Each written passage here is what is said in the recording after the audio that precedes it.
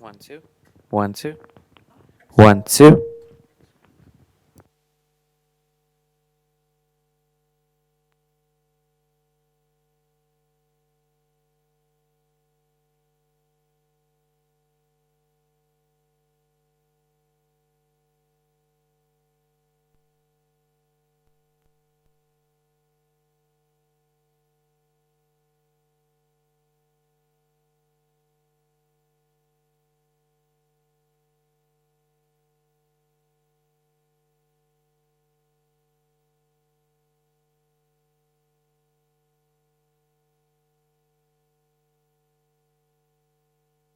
Test, test. Okay, that sounds good.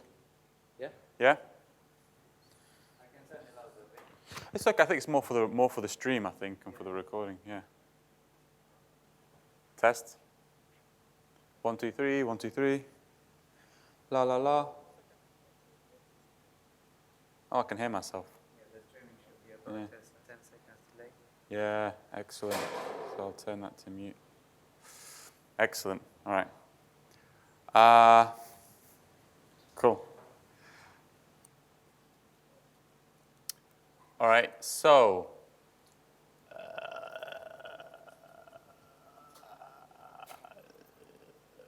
Where am I? Excuse me 1 second.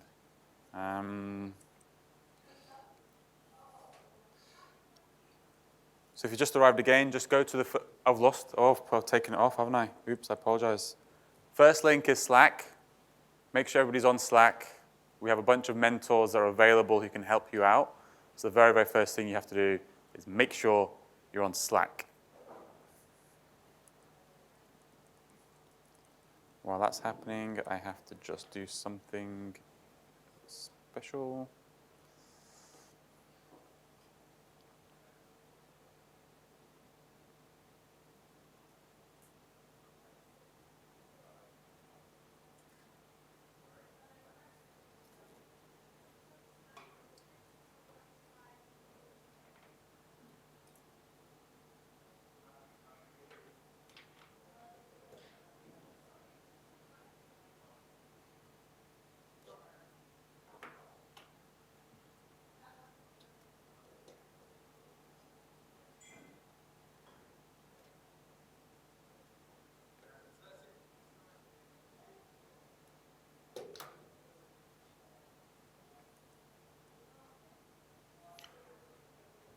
All right, has everybody got onto Slack?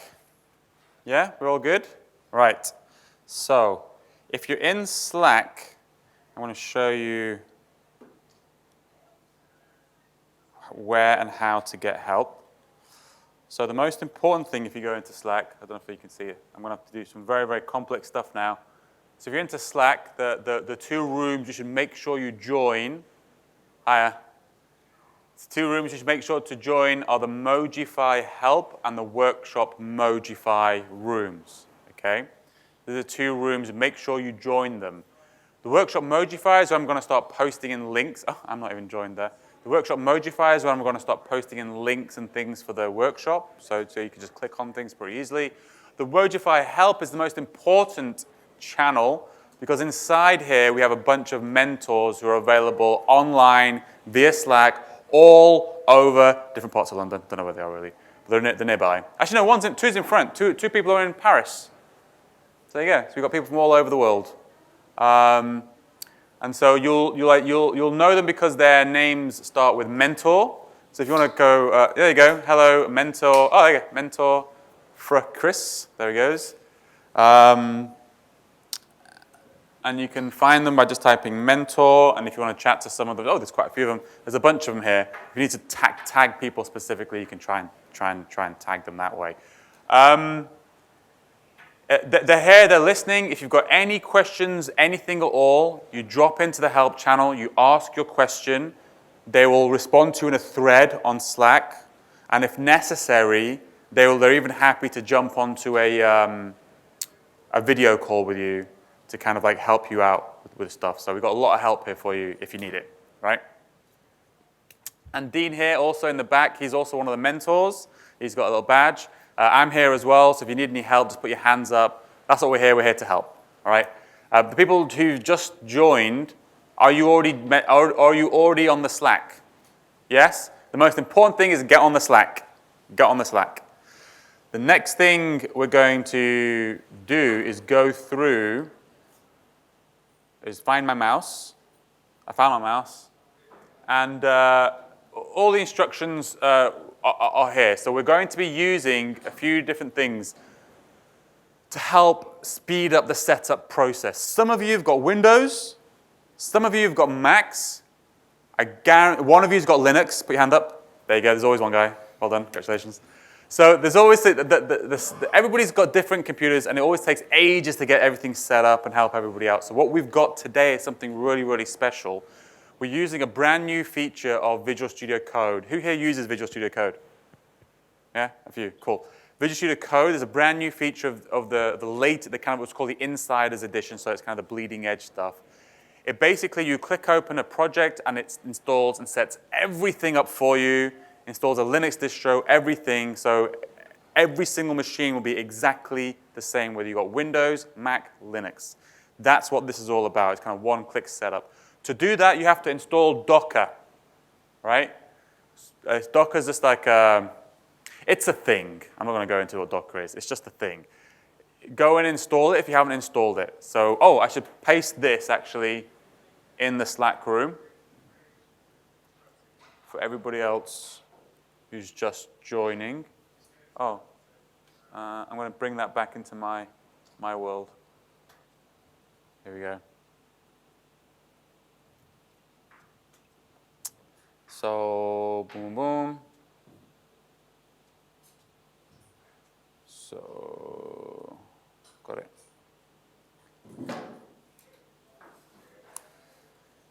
So I'll just paste in just the link again. It all got sent via the Eventbrite email as well. So you can have all that stuff there. So we've got the link to here.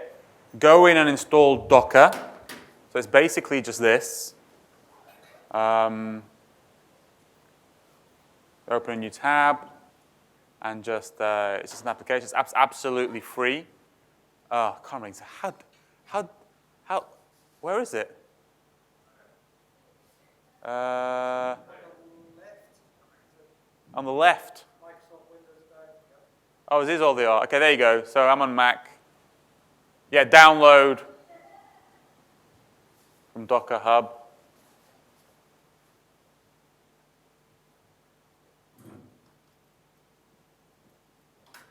I think you have to log in to download. There you go. I installed it ages ago. But make sure you install Docker. Who here has not got Docker installed? Yeah? Okay. Get that started now, because it's a big download. I'm going to move on for the rest of the people because the other stuff can take some time as well. So that's the number one thing you need to get working. Once you've downloaded it, make sure it's running. It should have something in your menu. For me, it's got something in my Mac menu bar. It just says it's running. The next thing you need to install is the Visual Studio Insiders Edition. There's only three or four things you need to do, and everything gets set up for you. So it's fairly straightforward. So it's not just you can't just use Visual Studio. You have to use Visual Studio Insiders Edition, which is the bleeding edge version of Visual Studio. Go to that link. Download it, and it's going to download it for the Mac for me, right? Go do that. That's the other thing you want to do. So 2 things you've got to download, right? The third thing, and I will wait again and do this again. The third thing you need to do is you need to go to the extensions area, which is kind of this square box on the left-hand side of Visual. So once you've started the Visual Studio's Insiders Edition, this is what you should see. You should see extensions. You click it, and what we want to install is an extension called, what's the extension called? I need a copy of that on my side. There we go. The extension is called Remote Development.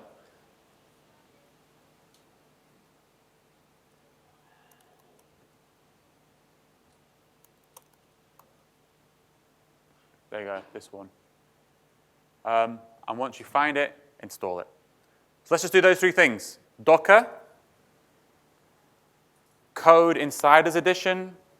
Once you've downloaded the Insiders Edition, open it up, go to the extensions thing, and install Remote Development Edition. We'll give it a few minutes to let that settle in for a second. We move on. And again, if you've got any problems, put your hand up. Myself and Dean are here in person, and we've also got a bunch of mentors online. Ah, there you go. It's working. I'm at step 0. Oh, step 0. Connect the Wi-Fi. Oh, the Wi-Fi. All right, so I don't know what this is.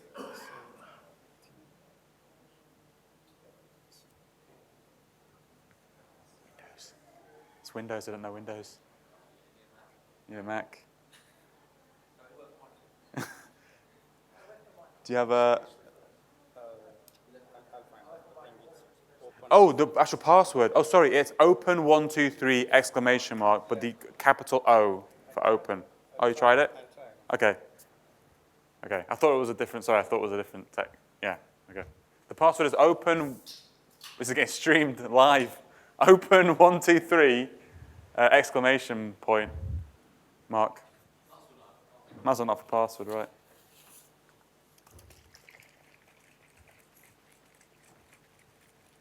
The reason you need insiders to do this, I don't know if I said this, is because this remote development extension is like a brand new feature of VS Code.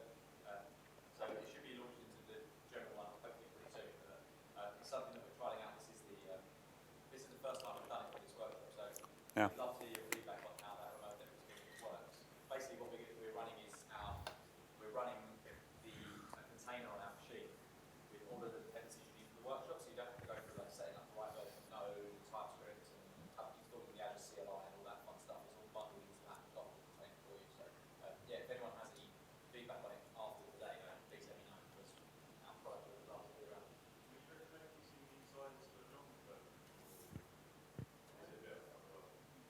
I've used insiders for a long time. Yeah. It's fine. Yeah. It's never. Yeah. It's not like. It's not. I don't think it's much more stable than I would imagine, like Canary or something like that. In my opinion, doesn't work as it always works for me. All right. So I know some of you are still trying to download stuff and get stuff set up. I'm just going to quickly move to the next step, just so that people can see all this stuff is documented in Dean's thing over here. It's all documented here.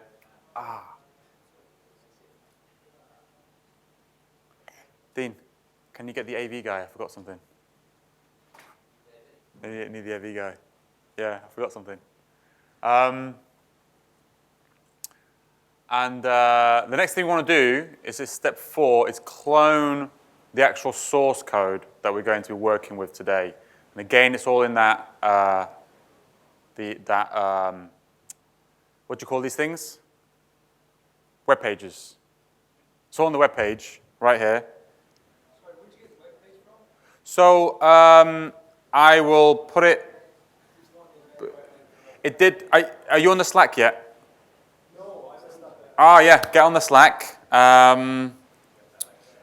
Quickly take a mental snapshot of this thing, or just the top link is the most important thing. The top link. Go to the top link. And Dean, buddy, would you mind? Take that and put it. Can you write on that? Can we write on something? Yeah, can you write on these? Yeah, can you write it on it so when people come in they know the Slack. That's the Slack URL. Yeah? Yeah. I can also put it at the top of the Git readme. But I don't think I know what the Git readme is. Also the email you got yesterday. Yeah. It's also in the email yesterday. Okay, let me I'll put this in the Slack, which is a bit meta, but yeah. Then you can put it on that. Yeah. Yeah, just type it on there. Sorry?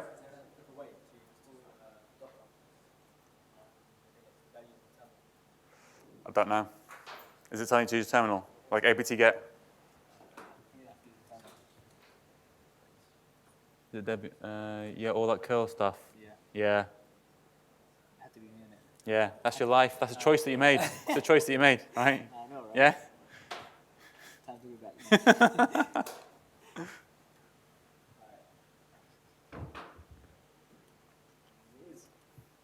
Yeah? Oh, there you go. Dean's got it on the back wall. Excellent. So if you're coming in now, the Slack is on the back wall. The Slack link that you need. The next thing you need to do is open up a terminal. Wait. Min-max. No, wrong one. Terminate. Shell. New. Here we go. Got a big one, terminal. And just go to somewhere where you want to do wherever you put your code. Like, I don't know where you put it. I put mine in, I can't remember where I put mine. I'm going to create a folder which I'm going to call Moo. Moo? Yeah, sounds good. Normally I call it Poo, but I'm in public company here, so try and be polite. If you're just joining, there's a Slack link on the back. If you're not joined Slack yet, the most important thing is to join that Slack. Yep. And once you're there, basically git clone the code, right? That's from that README page. Just clone it in, right? That downloaded all the code. All this stuff is again in that README page. If you're just join the Slack. If you're not joined it yet, sit down. But there's a link there at the back where the Slack with our Slack stuff. So feel free to join that. Again, any issues, any problems in the Slack, we've got the workshop help room. Just ask for help. There's people there. They can drop you in. If you've got help, ask your Linux. There's probably people there that well, I don't know if they use Linux, but there might be people there who can help you. Is the Wi-Fi being Oh, really? Is anybody else having problems with the Wi-Fi? No, it's just you, mate. Huh? It's a Microsoft Reactor. Oh, Dean, can you write the password and the thing on the back there? Yeah. Is it Open 123 with there we go. Yeah. Open 123 with the capital O. Yeah. So once that's cloned in, right? Then the wonderful thing that we've got, and this is why things are really wonderful with this tool. Once you open up code insiders, unfortunately my menus bars is on this window, but once you open up insiders, remember it's got to be insiders. You open folder, and you find where you downloaded the code, where you git cloned the code just now. You find out where you git cloned it, and you open it, and something amazing happens, right? It asks you at the bottom, it says folder contains a dev container configuration file. This is super important, super important. Folder contains a dev container configuration file. Reopen folder to develop in a container. This is what it's all about. We click reopening container, yeah? And this is going to do everything for you now. This is going to install Linux. What's it going to do? Is it because I'm already doing it in the other, and I've got one open, haven't I? I've already got another one open. But you might be trying to run Oh, yeah, the container. A port the container. Oh, that is correct. A port the container to bind. You're exposing the same port as another container. Okay, I got it. So now I need to go remote. You already have it. That should work for you. You shouldn't get that error. You shouldn't get that error. I'm getting that error because I have two open at the same time, which is something we need to probably. How do I kill it, Dean? Can I just close? If you go to your command, Command palette? Huh? Kill? Is it kill? I'm going to type in kill. Dude, it's kill. Is it? that's for your. That's if you're doing remote SSH. Okay. All right. Destroy? No. Murder? What's that? What was that? Attack? If you go reopen folder locally, Reopen. you back out to local. Oh. Oh. That one? So now you go back to like local dev on your machine. Okay, cool. So this is my old one, so I'm gonna kill that one. This is the new one. So now I want to open it again. Open folder. There. Yep, reopening container. Yes. This is what this is doing, is basically setting up everything you need in order to run this workshop. Everything. The right version of Node, the right version of npm, the right, all the plugins. That was so fast. You can actually see it if you go to the dev container directly. That was too fast. Was it done? Because I've done it once already. Dean made this, so he knows. Go to the dev container folder in the top left. Yeah. Your code, Yeah. and look at the Docker file. Yeah. That's basically what it's spinning up. Oh. It's just Yeah. running a command, installing a bunch of stuff. Yeah. And then it goes and installs Azure functions and the Azure CLI. Fantastic. Yeah. Shells out to batch. Yeah. So that's it. So that basically, for you, it'll be a lot longer because it has to install. So I think because it installed it for me. I did it earlier on. It's kind of much faster for me. But if you're reopening container, that's going to install everything you need for this workshop, all the extensions, get everything set up for you so that you're all Windows, Mac, or Linux on the same page. Basically, the first time you do it, it's going to run a Docker build. It's going to build the container and do a Docker run. Yeah. You've already got the container built and the Docker file can change it to the Docker run.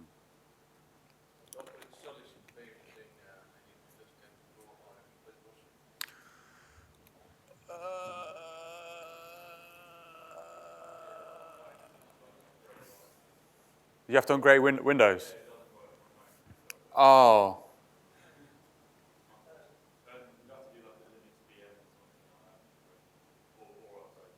Oh, interesting. Oh, I'm sorry. I mean, so rather than upgrading your version of Windows, which could be a right pain, there is another way to get through this workshop. But what might happen is you may end up having like a wrong. Like you can run it locally on your machine, right, without using the container at all. But you need to make sure you've got no npm. Yeah. You need to install npm and install a bunch of stuff. Can you maybe give them the old instructions? Yeah. Yeah. She's going to send the old instructions which don't have the Docker stuff, and maybe you can try that out. Yeah? Who here has managed to get insiders set up? Yeah? Confident? Okay, excellent. Yes, excellent. With the reopening container? Yeah. It's working. Who still needs a bit more help or a bit time of getting this set up? Still installing? I just set that to. Oh, the Wi-Fi password is on the back wall. Open 123. It's Microsoft Reactor. Open 123 exclamation mark. Yeah. So sorry, you what did you need help with? Sorry, which part? Everything.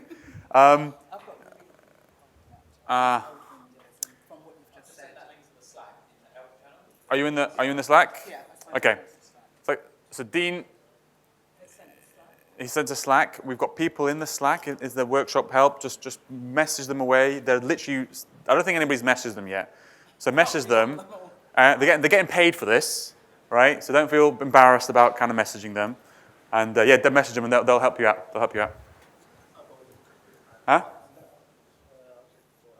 Okay. Oh, or online. He's got a queue. Maybe you want to ask in the Slack. Yeah? Have you asked in the Slack? Yeah, go on. Ask in the Slack. It's all good. It's all good. It's all good. Ask in the Slack.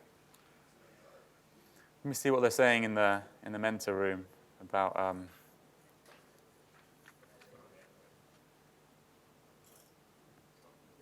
Cool.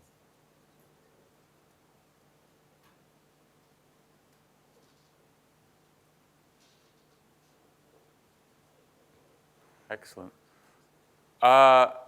Sorry, just remind me again. Who needs a bit? Apart from the people asking for help, who needs a bit more time? Just you? Okay. Anybody else need a bit more? Have you joined the Slack? Join the Slack. The Slack link's on the back wall. Join the Slack, and we've got the stuff in the general channel. There should be some links there for you to follow.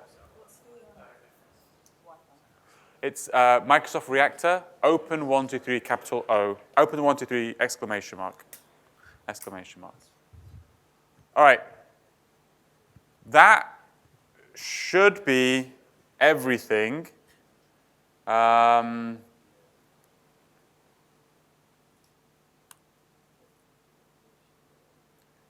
you go.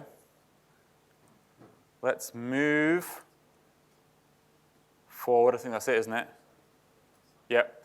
So once you've got it working, what you should see in the bottom left-hand corner is green to say that it's kind of connected and it's working and it's ready to rock and roll.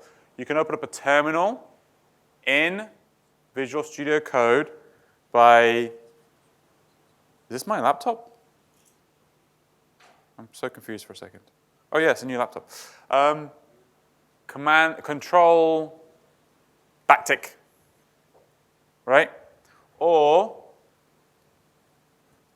Command Shift P or Windows Shift P, new terminal. Or not, or just Control backtick, right? Then you probably all notice that you probably see a terminal here you've never seen before. This is because this is all running in kind of this Dockerized, localized containers. And everybody will see exactly the same terminal prompt, no matter who you are. Okay. That's the setup process. If you guys want to ask in the help room, we've got like 4 or 5, there's like help room on Slack. We've got like 4 or 5 people just like twiddling their thumbs. You good?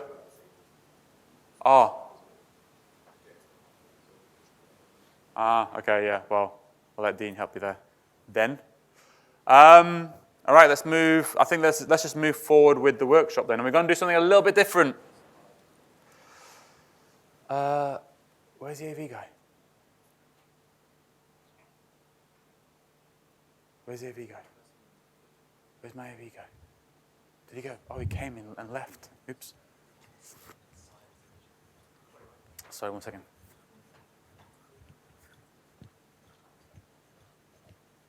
Sorry, I forgot. I need to output audio. Yeah. You'll have to use a jack. Oh, is it all there? Okay.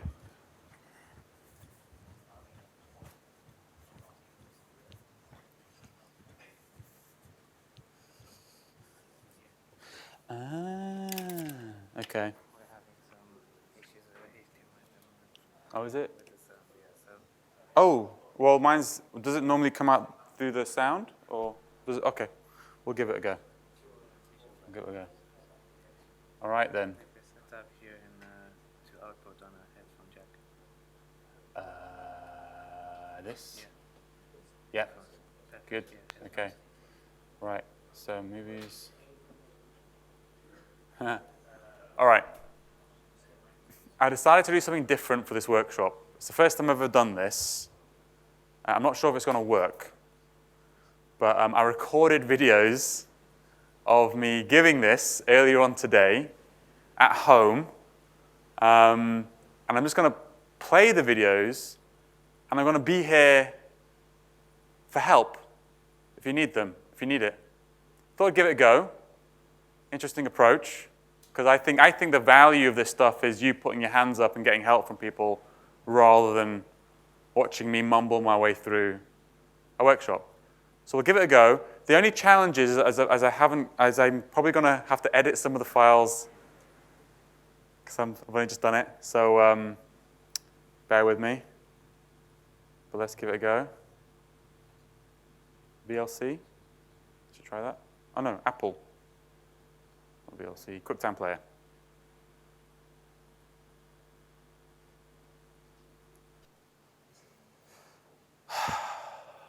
No, it's all good. It's all good. It's all good. It's all good. It's just that apples are like really. There you go. And here's me. It's two of me. Why would you want one of me when you can get two of me? Hello, welcome to today's workshop on the Mojifier. Now, the Mojifier is an application that actually I created that is basically a Slack bot that replaces people's faces with emojis matching their emotion.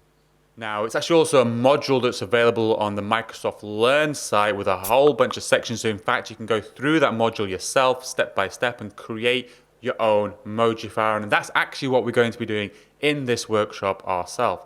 So if you get stuck, if you fall behind a little bit, then you can obviously go through the material here yourself and reread it. Or if we're going a little bit too slow for you, feel free to jump ahead a little bit. We've also, as well as me instructing on the screen here, we've also got a lot of mentors who are available online to help you through the process of making your way through this workshop. So if you are stuck at any point, feel free to ask any of the mentors, whether in person or online. They're there to help you get unstuck and move forward. Don't be afraid to ask them for any help at all. We're going to be going through each of these lectures one at a time and then pausing, then allowing you to execute or to write that code and execute it and make sure it works yourself on your computer. Hopefully by now, you should have everything set up. We sent out setup instructions before, and you could have come a little bit earlier to actually set up your computer. Once you're set up, everything should be fine, and you should be able to jump right ahead and just start moving forward with this workshop. Oh, just turn off my notifications. So, brilliant. I've just posted to the Workshop Mojify channel the actual link to that MS Learn module. So if you want to go and kind of click that and you'll see all the instructions step by step there. And if you do get lost a little bit today, if you want to carry on later on today, we're just going through all those instructions step by step. So if you go into the Workshop Mojify channel on Slack, that's where you'll find it. Now let's go to the next video. Let's give this a go. How do I? Which one? The one I just posted? It's Mojifier. Oops. Mojifier, not Mojifier. Mojifier.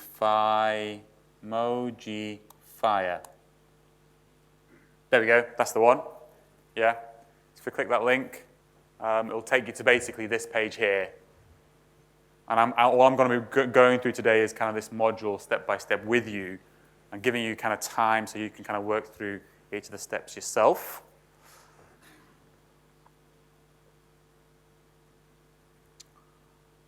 And next video.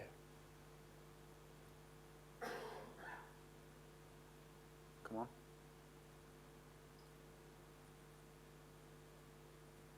Okay, let's get started with the first lecture, which is just the introduction lecture. Now, as I said, the Mojifier is a Slack bot which detects and replaces faces and images with emojis that match their emotion. So it's designed to work with Slack as a custom, what's called a slash command. I'm going to show you how it works now, actually. So we're going to go into, the Slack that I have. This is actually my personal Slack, or not my personal Slack, Slack for one of the meetups that I run or co-run. And in fact, you can go into the command space there, type in /Mojify, and then a URL of an image. Now this image is actually an image of me right here, so that's what I'm passing in. And then you just press enter, and there you go. So what it did is it basically sent all this stuff to Azure to figure out a bunch of stuff, including the emotion of my face. It then used what's called an Azure function to actually host all of that code. We use something called Azure Cognitive Services to detect the emotion. And then it basically returns an image which replaces my face with an emoji. I'm going to go through all of this throughout this course. Now, you don't have to create something exactly like this. I'm just adding an emoji onto a face. You can add whatever you want. You can do whatever you want. But it's just helped to show you kind of what are some of the things that are possible with Azure Cognitive Services and Azure Functions. If you wanted to, you could actually install the Mojify yourself if you have your own Slack workspace. If you go to themojify.com and you click Add to Slack, it will ask you for some permissions, and it will add the Mojify, or add a version of the Mojify to your own Slack workspace at work, and you can have loads of fun with it as well. So that's basically how the Mojifier works. It's written using TypeScript. Okay, so we're going to show you how to write the Mojifier using TypeScript, and it's using Azure Functions, and it's called Azure Cognitive Services. So Azure Functions, as I might have mentioned just already, they're something called serverless technology. So it's our way, or the Azure solution, to allow you to very, very, very easily take a little bit of code, host it somewhere on the internet, and make it executable with perhaps a HTTP request. Prior to this, you would have had to make an entire web application, deploy it, and kind of do a lot more. There's a lot more involved in doing that. But with Azure with serverless functions, you just create a tiny, tiny, tiny little block of code. You put it somewhere on the internet, and you can just execute it very, very quickly. We handle all of the scaling issues for you. If it's used 0 times, you get paid 0. You pay 0. If it's used 10,000 times, you have to pay 10,000 times, and we scale the back end for you, so you don't have to worry about any of those issues. So it's really, really useful if you just want to get up and running and start writing code and deploying stuff. The other thing we're using is something called the Cognitive Services, which is a suite of APIs, AI-powered APIs that can give you AI functionality in your application. There's a whole bunch of them that we have. The one we're going to be using is called the Vision API. One of the ones is under the Vision, tag of APIs, and the one we're specifically using is called the Face API. And we're going to go through this a little bit more in the future. And it essentially gives you a bunch of different functionalities to do with faces and images. I'll go back to our module here, and that's basically our learning objectives in this module. You're going to learn how to classify emotions of any people in an image. You're going to be able to match emotions to emojis. You're going to replace faces and images with emojis. And you're going to post the updated image to Slack as a reply. You're going to learn how to use Azure Cognitive Services and Azure Functions. And we're going to be writing everything in TypeScript. All the code for the Mojify is available via GitHub, all here, so you can click on that link and find it. And the cool thing about it is the master branch is the starting code, and the completed branch is the end. So if you do get stuck at any point and you're wondering, well, what's going on? Like, where did I go wrong? You can quickly just look at the completed code in GitHub, compare it to yours, and that's a really quick way of figuring out what went wrong, with perhaps where you went wrong. Awesome, excellent. That's what we're going to be doing. Next up, let's look at the conceptual overview of exactly how we are going to detect emojis and stuff like that. So weird right now. I'm like freaking out a little bit. But on the Slack, what the team's done, I can't believe we didn't think about it. But we've got links there. So if you go to the workshop-Mojify, there's some links there for the Slack. There's a link there right now for the repo if you want to get to the repo on GitHub ASAP. And there's a link to, I don't know what the last link is. Oh, to the actual Learn module itself that you'll find online. So there's a couple of quick links there if you're gonna find them. All right. Now we're just going to go into kind of conceptual overview, just to kind of get an understanding of a few. We're going to go through a few of the files, so you know what's in the file structure that you've just set up here. Like, what are these things on the left-hand side? What are some of these? And we're going to go through this idea of how do you actually figure out what emotion, how do you match an emoji to an emotion? Like, what's involved there, right? So I'm just going to go through a quick conceptual overview there, and then we can move on to doing other stuff. If I can find my mouse again. Here we go. I love the video.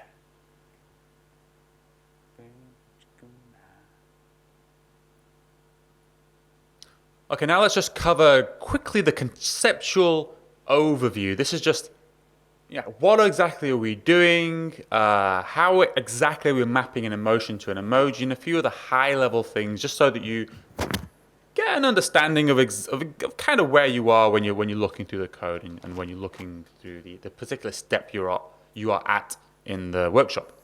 So, first question: how do you map an emotion to an emoji? How does that actually happen? So, to understand that, let's just imagine there are only two emotions in the world: fear and happiness, with values ranging from 0 to 1. So imagine this is a graph with fear on the x-axis, 0 to 1, 1 being incredibly fearful, 0 being not very fearful at all. And again, with happiness, 0 being not very happy, and 1 being the most happiest you've ever been in your entire life. Imagine that's the world that exists today. And then imagine you can plot a face, you can put a face anywhere on here. So let's just say this image of mine is kind of quite fearful and not very happy, in which case I would kind of place it there in the graph. And what that really means is I'm giving it a value. That's our fear value, and that's our happiness value in the image. And this is how I describe, this is how you figure out the emotional point. Imagine a 2D map position or a 2D XY coordinate. That's what we're doing here. It's called the emotional point for each emoji, right? How this basically works is, let's imagine then that you also have made a decision as to where each of the emojis are in this emotional space. I love that, emotional space. So let's just say here, this image here is actually, it's not very fearful, it's quite happy. This emoji here is quite fearful, but not very happy. So we have kind of, in this case, I've manually placed these emojis in these locations. And once you've kind of plotted them, given that you know what my fear and happiness is for my face, what you can do is you can calculate something called the Euclidean distance, which is the distance between 2 points between any kind of size space. You can even use Euclidean distance in 3D or 4D or 5D or 6D, six-dimensional space, right? We're only using it in 2D emotional space. And that's basically all that you're doing. So I'm calculating that actually this emoji here is the closest to my face, and therefore I'm probably going to match, that emotion is probably going to match that emoji, right? And that's how we're calculating which emoji is closest to which emotion. But there's not two emotions in the world. There's actually probably, I don't know exactly how many emotions there are in the world. Maybe there's more than 8. But the API that we're using to get the emotion is the face API. Okay, and what that returns for us, this is the face API I showed you before. So given an image, it will return for you an object with 1, 2, 3, 4, 5, 6, 7, 8 values: anger, contempt, disgust, fear, happiness, neutral, sadness, and surprise, and a value of 0 to 1 for each. So then we don't have like a 2D emotional point, we have an 8D emotional point. But it's the same rules apply. We just plot them on this 8-dimensional space, which is impossible to visualize, I know. But then we also have plotted all of the emojis on this 8-dimensional space, and we use the same calculation called Euclidean distance to calculate the distance between all of those, and then that's how we find an emoji that's closest to your emotion.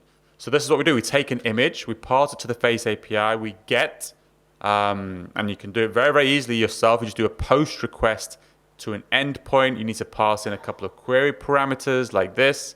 You need to pass in the URL as in the body of the image.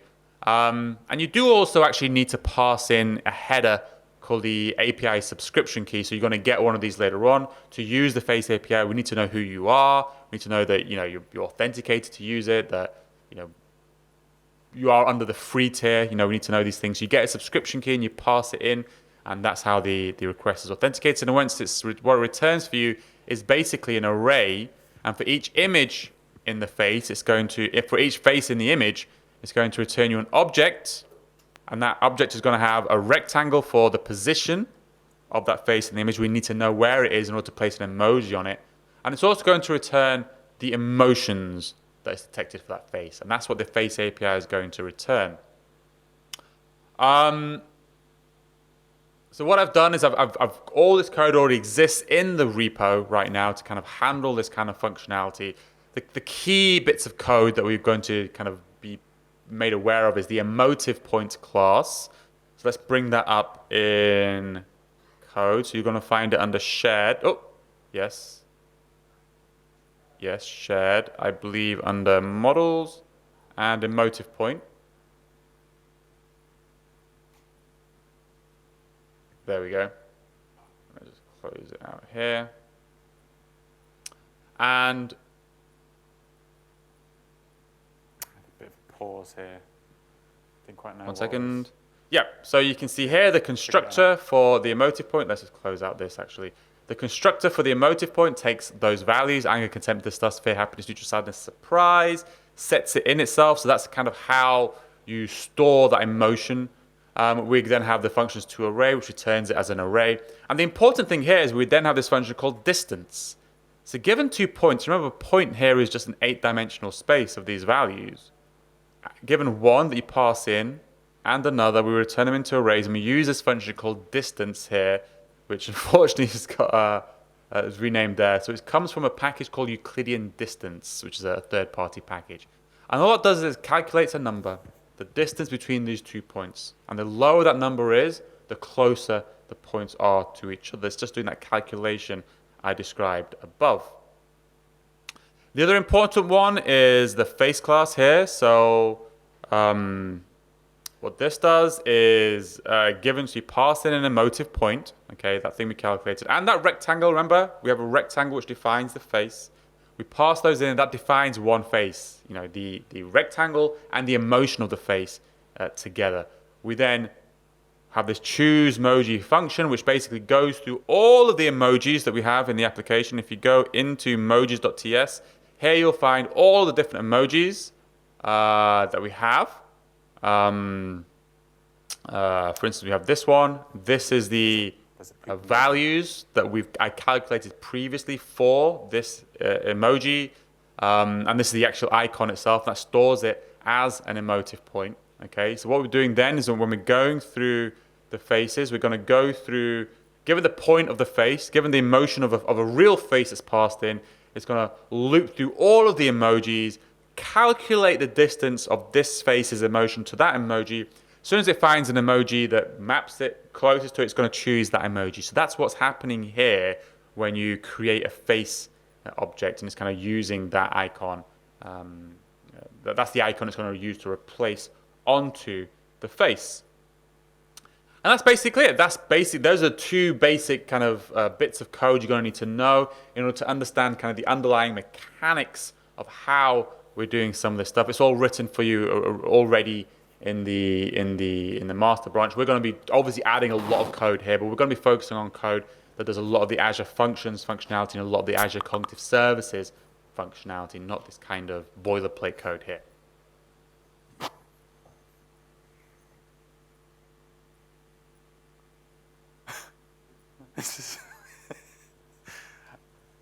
There you go. So that's basically that's basically how just wanted to explain kind of like how the underlying mechanism works, because I've done this workshop before where I kind of skipped it out and people are like, how did you actually detect emojis? So I want to kind of cover that first. You're definitely going to start writing some code. I promise you're going to start writing some code after the next video. There's one more. It's not actually a video, but actually this. I have a twin brother. In fact, he does have a twin brother. I do have a twin brother. Yeah. He doesn't say you're legal for an orange colour. God, you should do it one day. You should do it one day. Yeah, just join. He does do a talk about building bots, and he's got one that detects a difference between the two of us. Oh, is he? Yeah. You can build a bot that does that. Apparently it works. All right. All right. Any questions? I suppose any questions so far? No, all good. One more video. Not one more, loads more videos actually, but one more video that doesn't have any code. Oh, no, you do. No, this is the thing. You have to do stuff. You have to do stuff after this one. So excellent. We're going to do some stuff. Okay, now let's start getting set up to start building our code. And we're going to need a couple of different things. First off, we're going to be using the Face API. So we need to register for it. Now, there's a very, very quick way of registering for the Face API. You can simply go to, we have something called a Try Cognitive Services. Here we go. Now you go to the Face API there and you click Try Face. And there's a couple of different ways to do it. Now, if you already have an Azure account, I recommend going into the sign-in approach there. Sign in with your existing Azure account. You can create a new Azure account. It won't cost you anything. It does ask for a credit card, though. That's just in case. You do get warned a lot before you get charged. If you really just want to try things out, I recommend trying with a guest. And it just gives you a 7-day trial account for free. Let's start off with that. You have to select your country. I'm in the United Kingdom right now, so I'm going to agree. And then click Next. You can pick whatever sign-in method you want. Let's just choose GitHub for me. Uh-oh. What is my GitHub username and password? Let me figure that out for a second. Open one. Okay, so unfortunately, my 7-day trial has expired, so I get this page, but you won't see this page. What you will see here is 2 keys. You will see 2 product keys that you need to then store and keep for later. Okay, so that's what you see, and definitely copy and paste those keys and keep them ready for later. Do it now if you haven't already done it. It's quite orderful, that one. Go to Try Cognitive Services, which is, oh, I should have got a link for that. I'll paste a link in the Slack for where you can go to get it. Try Cog Services, here we go. I've got the link already. I'm going to paste it in the, I'm a bit confused. Am I pasting things in the Moji file or the workshop Moji file? Workshop Moji file. Workshop Moji file. I'm pasting in the workshop Moji file place. If you go in there, click the link, sign up, get a Face API key, and it's also actually going to give you a URL, which is just make sure you keep both of those or you store both of those somewhere. It should be hopefully fairly straightforward, so I'll just give you a couple of minutes to get that sorted out. Yeah? Or did you get it sorted out before? Ah. You got it? Excellent. There may be there's no prizes. There's no nothing. There's nothing. You just get my thanks. Is that good enough? It's good. Just a quick reminder, any help, Mojify help room. We have people there who are waiting to help out.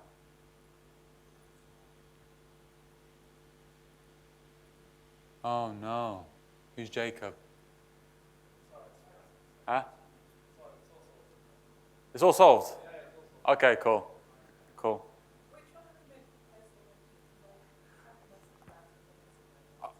Oh, really? Which one did you send it to? Help? There's Mojify-help. Yeah? Right. Yeah? I found it now. Yeah. I've got 4 people in there. They're like, yeah, I've got 4 people in there. If they don't help you, they're in trouble. They're in trouble. Oh. Oh, Olivia, yeah. Don't bother asking the Slack the room itself. Ask in the room itself rather than messaging individual people. Yeah, because I don't think he actually turned up today. He's not, you know. I mean.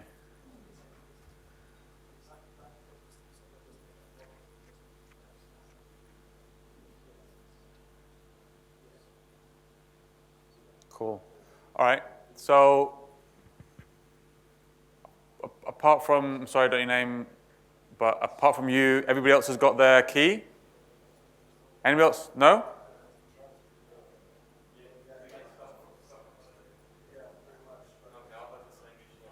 Oh, really? What's the issues?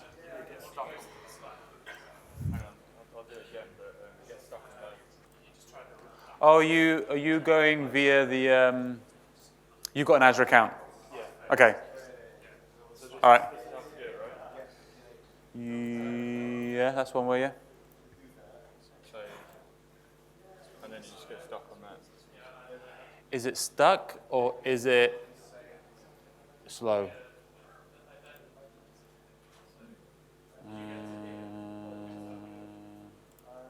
Oh, sugar. Cancel. So it just sticks on that. It's deployment in progress. Okay. This can take some time. Oh, okay. Yeah, If that it's a long could just running be a, thing, yeah. Maybe they should have like a, I don't know.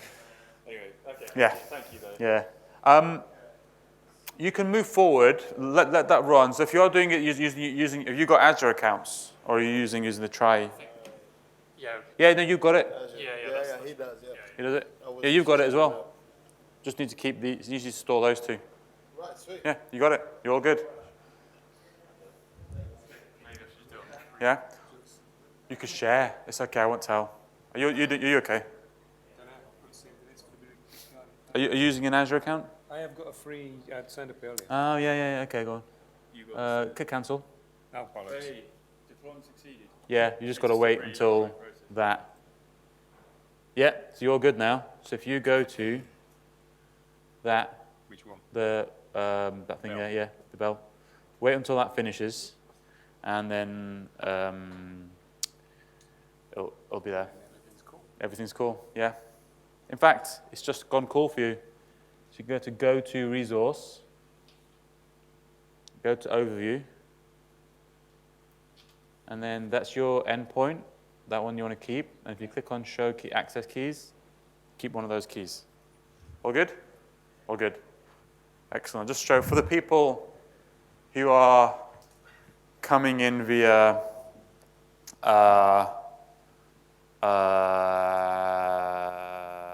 what's the word? A proper Azure account. You can actually let me get to the hang on. Mojify. I showed kind of the shortcut solution. If you don't have an Azure account, if you actually do have an Azure account and you're doing things properly, if you go to the setup page, there's actually some instructions here. Oh no. Forget it. I showed you the right way. It's all good. This is different. This is different. All right. I'm assuming everybody's okay. I'm going to press play. I mean, carry on talking. If you do go through the sign in with an existing account box, then go follow through the instructions. Ignore me. On the Learn module here, that kind of gives you more clear instructions on how to use it. Okay? Okay. The next thing you need to create is a Slack workspace because you actually do want to work with Slack. Now, if you do already own a Slack workspace that you have admin permissions on, then you can use that. If you don't have one that you have admin permissions on, then I do recommend that you create a new one here. So it's very, very simple. You just click on that link and you just create a workspace from scratch. It's kind of slack.com/create. I have this email. Let's just go that way. Oh, I'm not going to go through it for you, but go through that process and create a Slack workspace, and that'll be the workspace where you are adding the Slack instance. That's what you do now. If you're the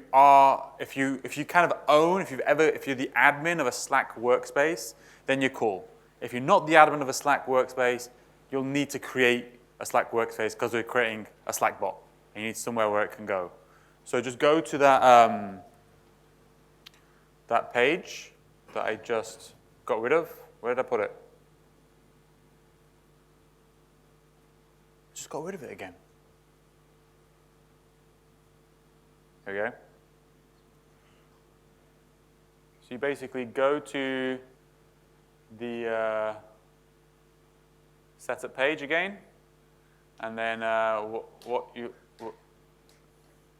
I on the right page? Yeah, man. And then go to Slack Workspace. Basically, the link is here. I'm going to paste this into Slack, which is very meta. I'm going to paste it into Slack. That's basically how you go through and create a Slack Workspace. It shouldn't take you long. It's just kind of like email, name, a few other things, right? That's how it works. I'm going to paste that into our Slack so you know what's going on.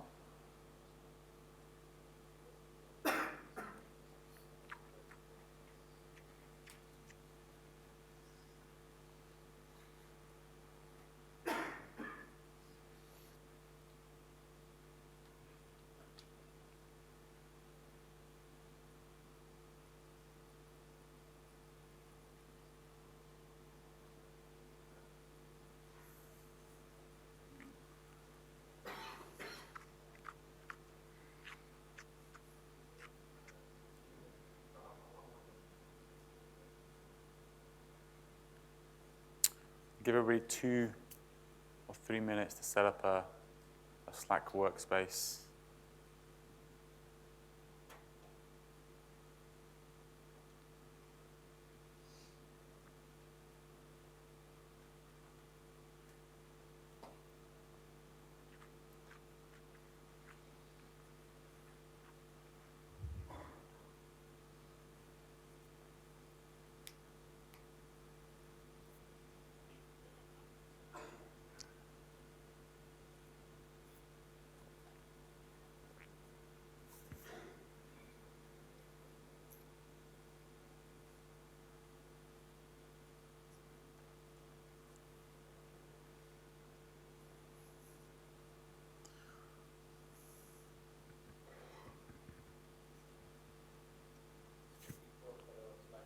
Is Slack taking a long time to create workspaces?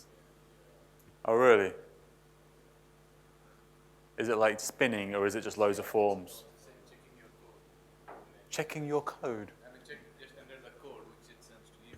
Oh, the code, right. Is the code not arrived? Oh, it's sending you a code.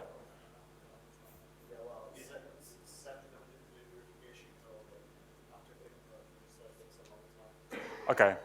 So if I just moved on, it'll be okay, because it's just like, yeah. All right. So if you've started the process, it sounds like it's just going to take a while for it to create. So I'm going to move on to the next stage. Again, all of this stuff, I'm going to kind of publish the videos as well. So all this stuff is going to be available later on. I'll send it out, and you can kind of like follow along yourself if you wanted to. Oh, have a video. So nice having a video. For local setup, because you're running one of our workshop formats, we actually should hopefully be running a Visual Studio with everything already set up. We should already have this all set up for you. But now that it's all installed, what we need to do is basically run npm install and compile the code to our right language. So now you should hopefully have everything here installed, okay? Let's close this out. Let's close that out. I'm going to open up a terminal. Okay. Open new terminal here. It doesn't work for me. Don't know why it doesn't work for me. try that again. No, doesn't work. It's not going to work again. I'm all right. So I end up giving up and... Oh, there we go. I pressed the wrong command. So yeah, so we open a terminal. Now, maybe you've got a different terminal set up or something else set up, but what you basically want to do here is just run. I have one running here, which I should close. There we go. Okay, if you want to open up a new one, make sure the terminal is highlighted at the bottom and click plus on the right, and it'll create a new terminal here for you. Let me zoom in a little bit more there. And so what we're going to do now is going to run npm install. And this is going to install all the required packages for running this application. And it should create a node modules folder. There we go. This might take a while.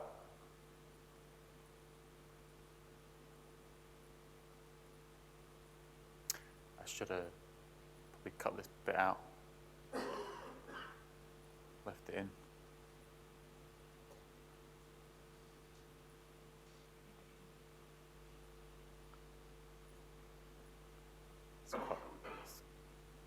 It's quite an awkward long pause, isn't it?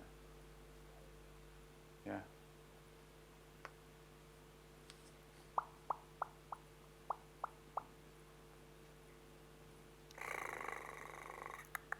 Good. Okay, excellent. So hopefully you should have found everything should have been installed fine and should be no problems. If you are having, remember, if you are having any problems at all during this process, ask the mentors either in person or online, and that's what they're there. They're there to help you through this process. Okay, now it's all installed, you'll see that the code, a lot of our code is actually built using TypeScript, and we need to actually, you won't see these JavaScript files there, but you need to convert these TypeScript files to JavaScript files, because you can't run TypeScript. You can only compile TypeScript into JavaScript and run JavaScript. Now, we actually already have code in the package.json or a function in the package.json which will allow us to do that. All we need to do, we've now installed the tsc command. That's what happened when we did npm install, and we now need to run the tsc command, which compiles TypeScript to JavaScript. The -w means it will kind of continually watch for changes and recompile. And because it's in an npm build script, you can just type npm run build. Okay. And there you go. Now it's basically going to be compiling all of your TypeScript files into JavaScript files. And if you look at JavaScript, this is what you should see. I think that's what it's doing, and that's what should be happening on your computer as well right now. Okay, so that's it for this kind of lecture. I want you to go through, and your goal for this lecture is to make sure you register for the Face API. Okay, make sure you grab the key for that. That's very, very important. Create a Slack workspace. Okay, and keep that open on the side for you to add stuff later on.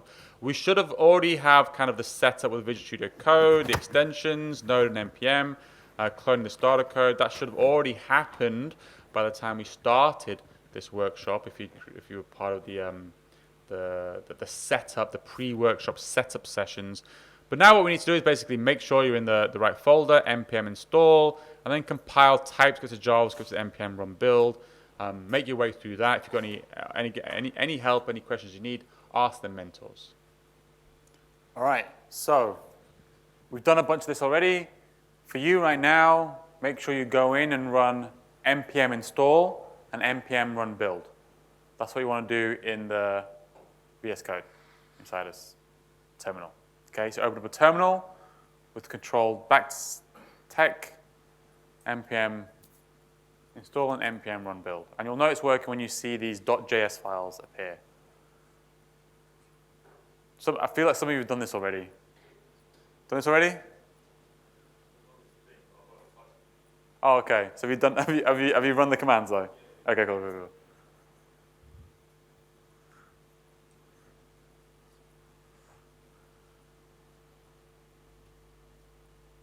We've got food in the back if anybody wants any food.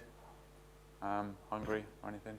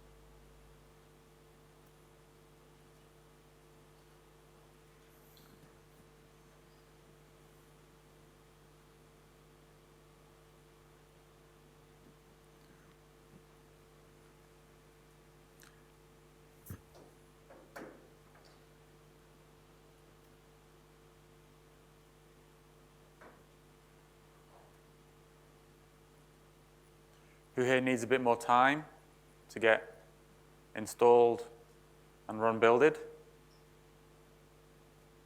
We all good?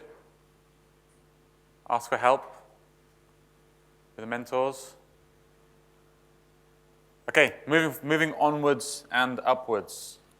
We're now going to start getting very real with creating what's called an Azure function. Okay, this is what it's all about. Part of what it's all about today. If you're following through on the online module, we're on Unit 4 now. Unit 4 of 10. Oh, I didn't manage to crop this video, so this is what my home looks like. There you go. Okay, so now we're on Unit 4. Yeah, it's a good mic. It's a good mic. It's a good mic. Sorry. Behind that green screen is a perfectly tidy wall. No mess. And in this unit, we're going to actually start creating an Azure function or an Azure function project. Now, I mentioned before, Azure functions allow you to kind of host code and allow you to execute it via a HTTP request. And it actually allows you to do a lot more. And I encourage you to investigate the other features that it has. There's many ways that we have in Azure for creating an Azure function project. The one I'm going to use, one I really enjoy using is creating one and managing one through Visual Studio Code in what's called the Visual Studio Code Azure Functions extension, which should already be installed in your Visual Studio Code instance that you have open. So we're going to do that, and we're going to do it here. Here we go. So now what I'm going to be doing is I'm going to open up, let's close that out. I'm going to open up the, I forgot what we call it now. What do we call it? The command palette. There it is, command palette. And I'm going to do create, well, you can just search for it, Azure Functions, create a new project is what we're going to create, okay? Here we go. It's going to ask you for the folder. Now, we are actually in the MS Learn, the Mojify folder. That is our folder where our project exists. We're going to select that one. It's going to ask us what type of language. Now, it says TypeScript there, and I know we're creating a TypeScript application, but this workshop has been created using JavaScript, so we actually need to select JavaScript. Very, very important. Don't pick TypeScript. Pick JavaScript, because we are compiling everything from TypeScript to JavaScript ourselves. That's just the way this workshop's built. The next section we want to choose is hang on, which one is it? I'm a bit confused now myself. Should have edited this out. Oh yes, sorry. And for now, we're just going to skip for now the template for this first functions project. It's going to ask you if you want to overwrite .git ignore, okay? You want to click no. You want to click no, okay? Very important. It's going to ask if you want to overwrite a package already exists, overwrite. Say no again.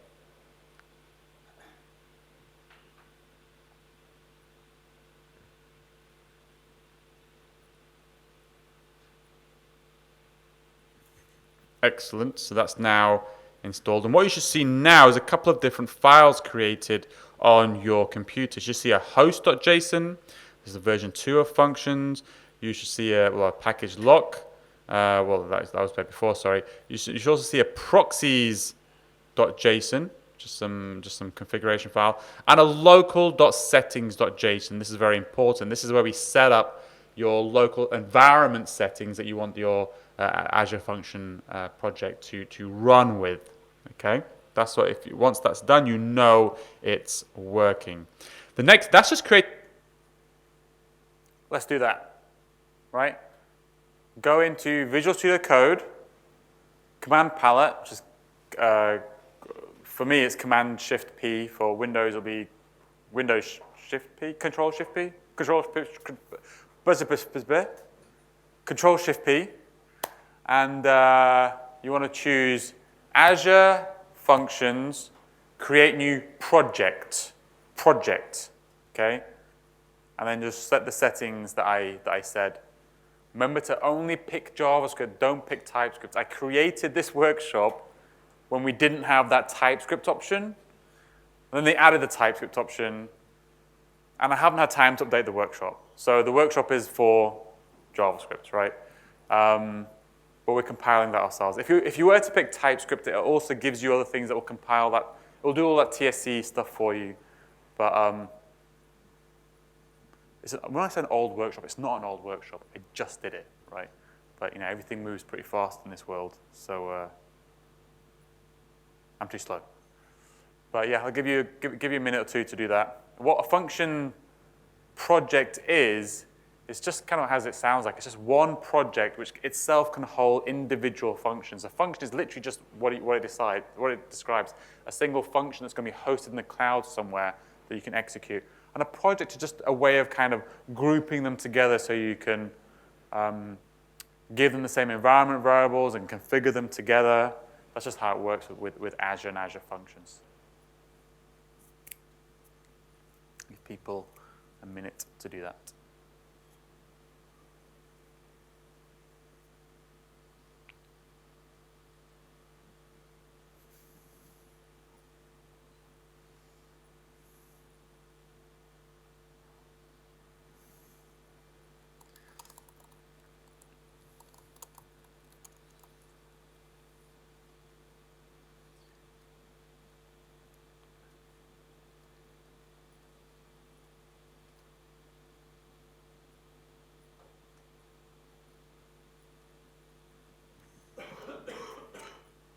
Also, guess where you can ask for help? Slack, yes. The help channel, Mojify-help. I have 4 people. Their names are Wasim, Christopher,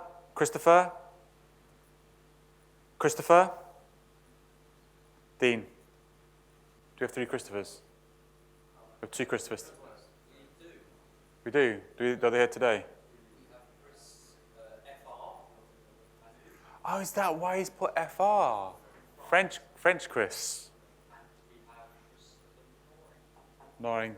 Chris EN, Noring. Got Christopher Nwamba from Nigeria. He's not in today, though. Got Chris.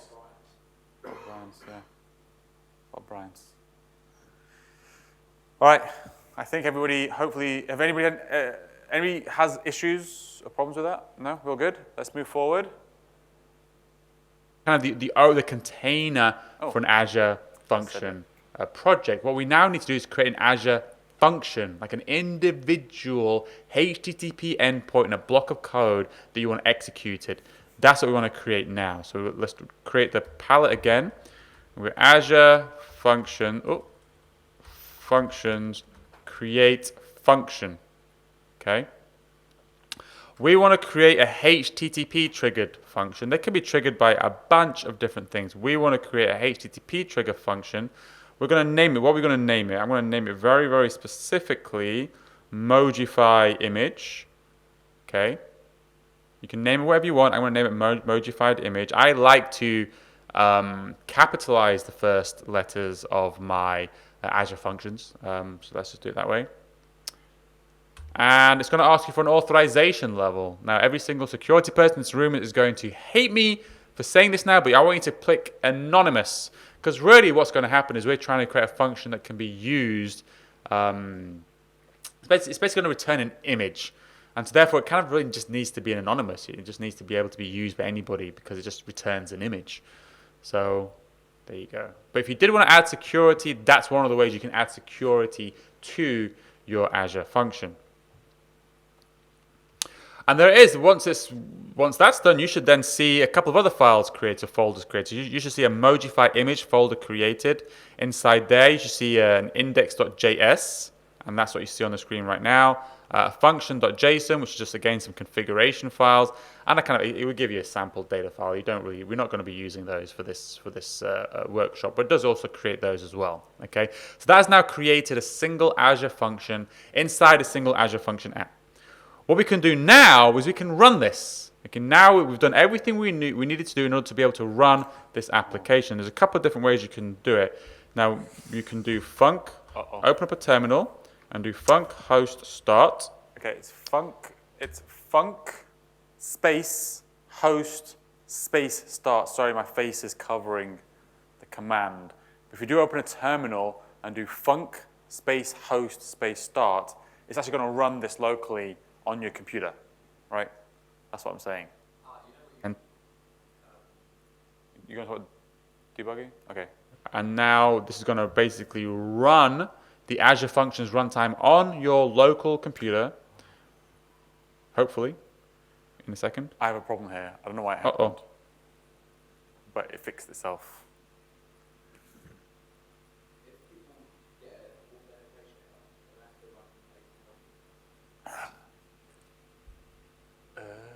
Really? No, I hadn't logged in at this point. What was that? There's something there.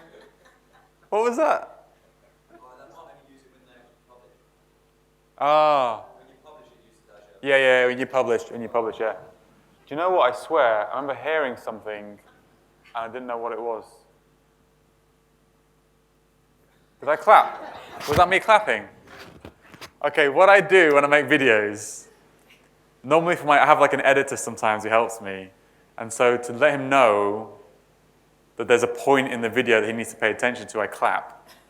So you can see a spike in the thing. So do like, yeah, I use to line up. Yeah, I also just do it just to like delete this bit. Oh yeah. Oh yeah, I could do. I can't do it live yet. Don't have the skills. Let me hear me clap again. There's something there. There we go. Okay, that resolved. That was a little bit of a delay there. So yeah, now what that's done is that's now actually created the Azure function and it's kind of running it locally. So all you have to do is copy that and paste it into your browser of choice. Oh, your browser of choice here. And there you go. Now it's going to, you can see there, it's returning this thing. Please pass a name on the query string or in the request body. And if you look back at the Azure code here, at the function code here, you'll see what's essentially happening is it's calling this function locally and it's checking to see if something's in the query parameters. And if it's not, it's saying, please pass a name in the query and the request body. So in fact, if you were to pass in a name, so as a query parameter, so I'm going to pass in name is equal to asim. It's going to say hello asim. Excellent. That's working now. Okay, so now you should be kind of at this point in the application. Excellent.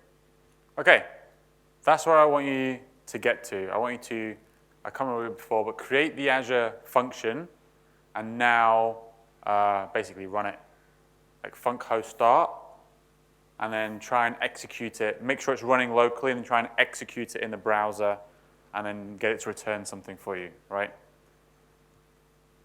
This is it. This is why I love kind of using Visual Studio Code to kind of show people how to use this thing because that extension is fantastic. Create a function, gives you the code. You've got everything installed already. You can just run it locally. It's all pretty straightforward. I'll give you a minute or two to do that.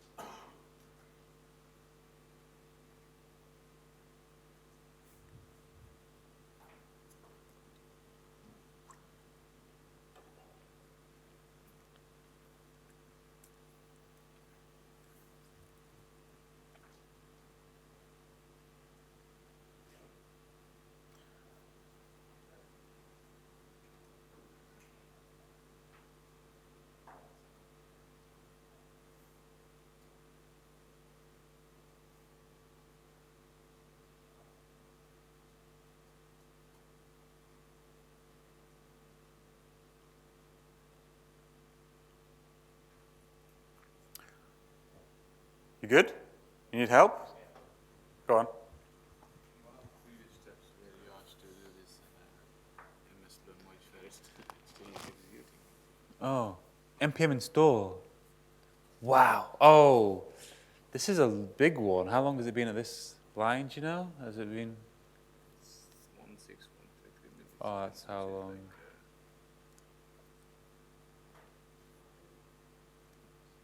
It's either you need that one. You need to do on this step. It's either crashed or running incredibly slowly. It shouldn't be this slow. Okay. Are you on which Wi-Fi are you on? Yeah, The Rector one? rest of all is working fine. Okay. Today downloaded probably 1 GB. Oh really? Oh. I was doing the Docker. Okay. so Okay. it's pretty fast. Okay. In that case, maybe kill it and start again. Okay. I'd try killing it and start. Yeah, kill it and start again. Might got stuck somewhere. All right. So I'm gonna. Hopefully everybody's got to that point. Now I'm gonna get to a very, very exciting point. I think one of the best features of Azure Functions, full stop, is the next feature I'm going to show you. It's really powerful.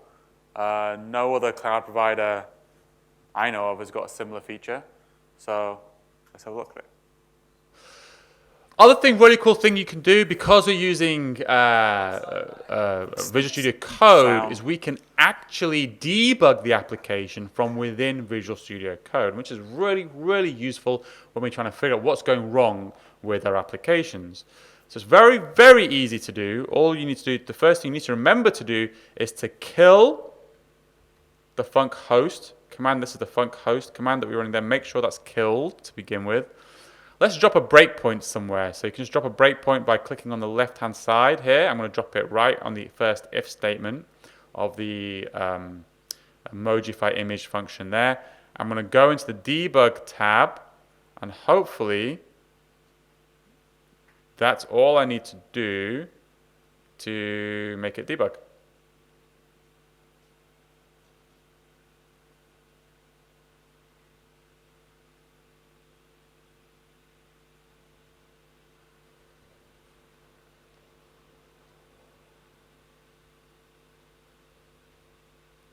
Excellent, so now it's running. It's not going to actually break there yet, so you can see it's kind of debugging now because of the color.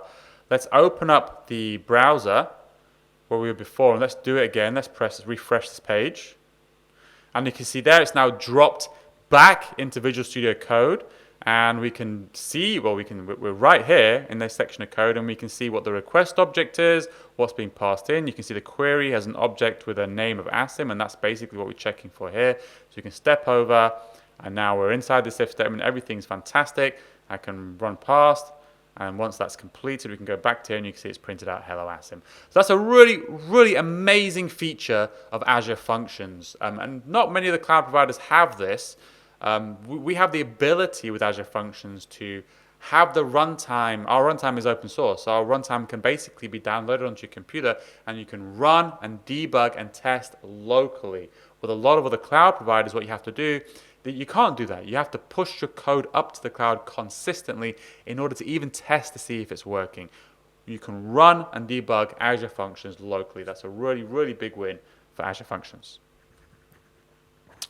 So there we are now. We're at the end of this lecture. What I want you to do is basically go through this yourself. Make sure you create the Azure Function project, then create an Azure Function itself. Remember to always pick JavaScript, not TypeScript. And then try and run the function locally, and then try debugging the function locally yourself. Let's try that. Try debugging it. Yeah. There's an even shorter cut method than that. Press F5. If you just press F5 in Visual, make sure func host start is killed. Just press F5, and it'll start a debug session right where you are, and debug. An Azure Function, which is pretty useful. Give you a minute to do that.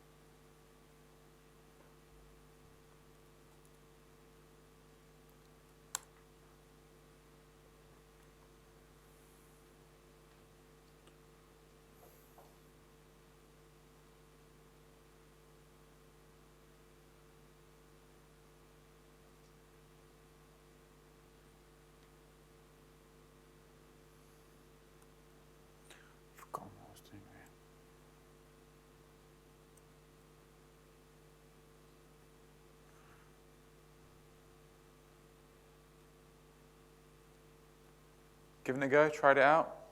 Yeah? Pretty comfortable with it? Just give it a go. It's a really cool feature, right? And if you get stuck later on, that'll be a good way just to try and get unstuck, right?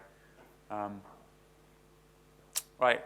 Now we're going to start doing something pretty cool. We're actually going to start, in this kind of section, we're going to actually create a function which returns a Mojified image. We're going to expand on that Azure function you created and actually get it to return an image. Yeah? Okay, things are starting to get pretty interesting. We've created an Azure function, some piece of code that you can execute just by hitting a HTTP endpoint. Now that's pretty cool and a useful piece of functionality.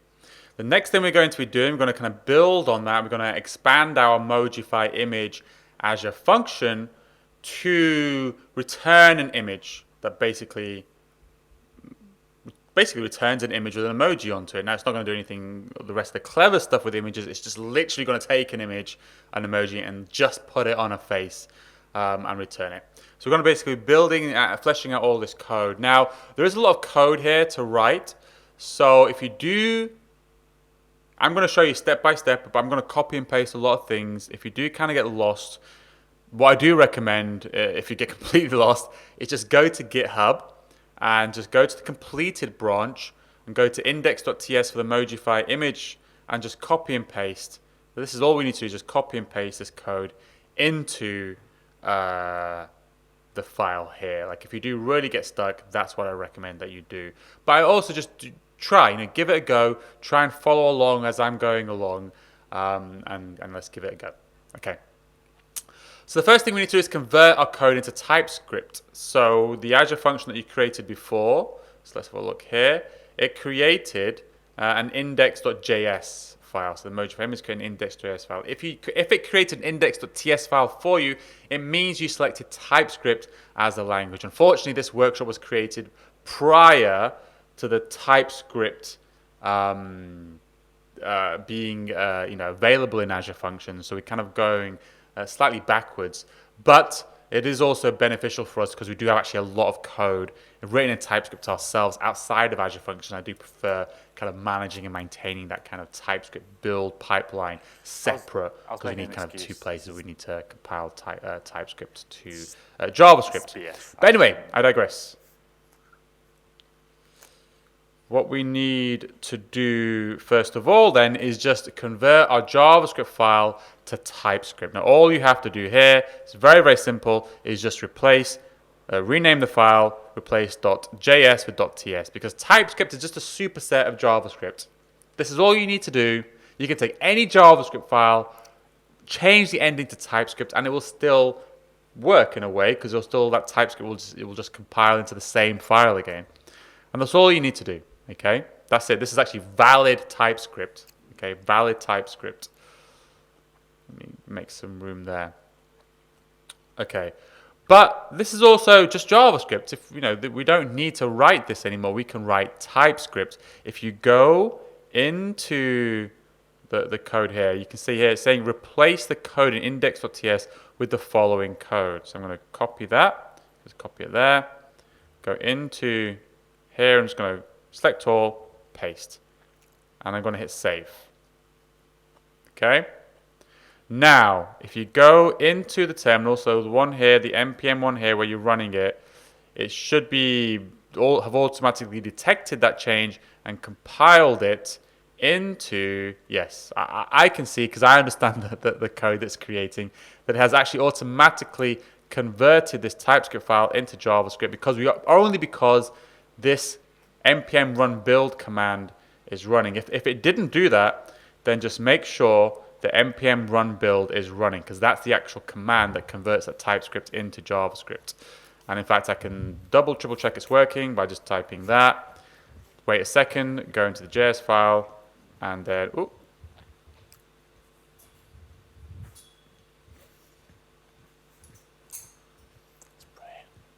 why has that not worked? So now it's compiled. Oh, bit of a tense moment there. So that's how it basically works there. And just kind of an interesting point to note with Azure Functions, what we use is context.log instead of console.log.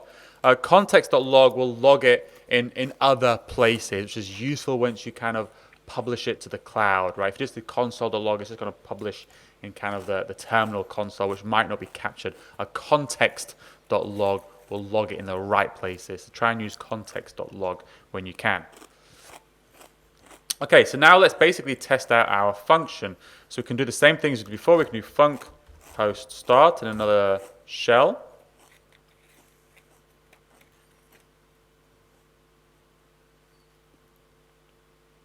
There we go. And then let's open up the browser, the old one we had open, and I'm just going to reply there, refresh there, and it's just going to be hello 222 because it hasn't compiled it yet into the format. Let me just make sure that compiles there. Yeah, so now it's compiled. And refresh. There we go. Hello. Excellent. So now what I want you to do is basically go through the just this section here and just basically convert the file to TypeScript, make sure it compiles, and then just test your function and make sure it works. We want to give you a little bit of time to complete this step before we move on.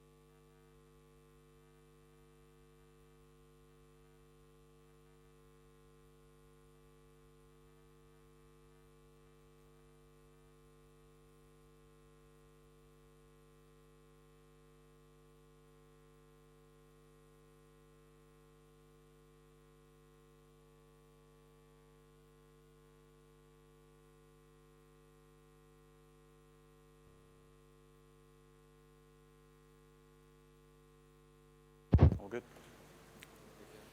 Hmm? The videos? You think they're good? Are they? Oh, yeah. Yeah. Oh, yeah. Let me play the next one. Let me play the next one. All right. Let's move on to the next section. Okay, so now what we need to do is to kind of configure. We've kind of got our face API keys and the URL that we should have grabbed before. And now what we need to do is we need to configure that information in our application. Now, I'm not going to hard code it in the TypeScript files themselves. We're going to be a little bit better than that. We're going to use a local settings.json file, and that's where we're going to put the environment variable. So basically, anything in this file, anything you put under the values object is going to be available via process.m, which is kind of how we get the environment variables inside Node. So what we're going to do is we're going to add to our local settings.json, we're going to add the face API URL and the face API key. So first I'm going to open up the local settings.json. Now, the instructions online are a little bit wrong. I say here to replace the contents. Don't replace the contents, just add to the contents here. Just add to it. And what we're going to do is we're going to replace, or going to add the URL here, boom, boom, boom, that you took originally. And then you should have one of your subscription keys as well. And what you want to do is paste that in here. I'm going to pause because I don't want you to see my subscription key, but that's what I'm going to paste in here. And I want you to do the same. Okay, so we're back. So hopefully you kind of got your keys and you put it in the right places, just as I showed you just before.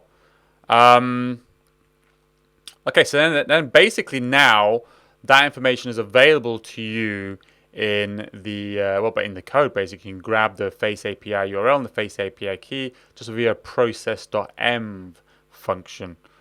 So now let's actually start fleshing out the rest of our Mojify image function. This is the actual function that's going to return for us an image with a face replaced with an emoji.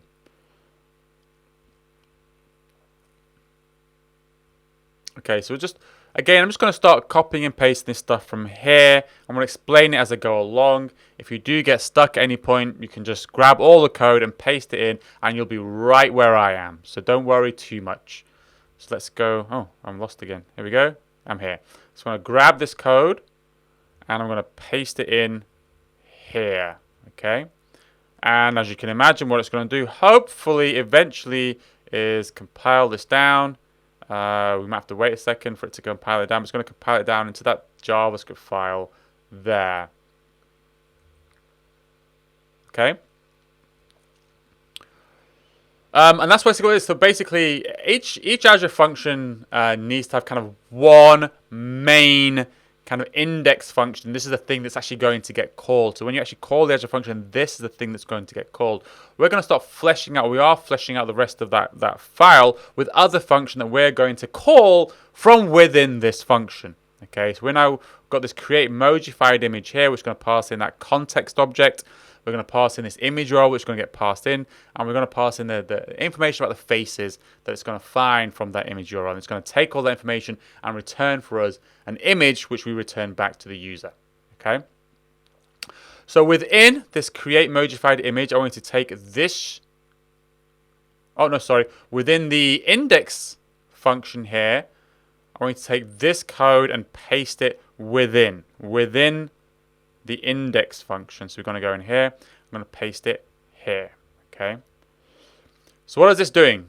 Okay. So it's from the query parameters. It's getting the image URL. So we have to pass to this Azure function a query parameter called image URL, which is the image we want to Mojify. If we don't pass that in, it's going to return back a status of 400 with some error message. Okay. If we do pass it in, it's going to log something. Okay. And then it's going to call some function. So it's going to call the face API, which is a class that we've already created. So it's in shared face API. This is the actual piece of code that will call the Azure Cognitive Services and kind of return the faces and the emotive and the emotions for each of those faces. So we're going to pass in the context. We're going to pass in the image that we have. Let's take a really quick look at this face API here. Okay. Is this the right one? Yes, it is. Yes, it is the right one. Here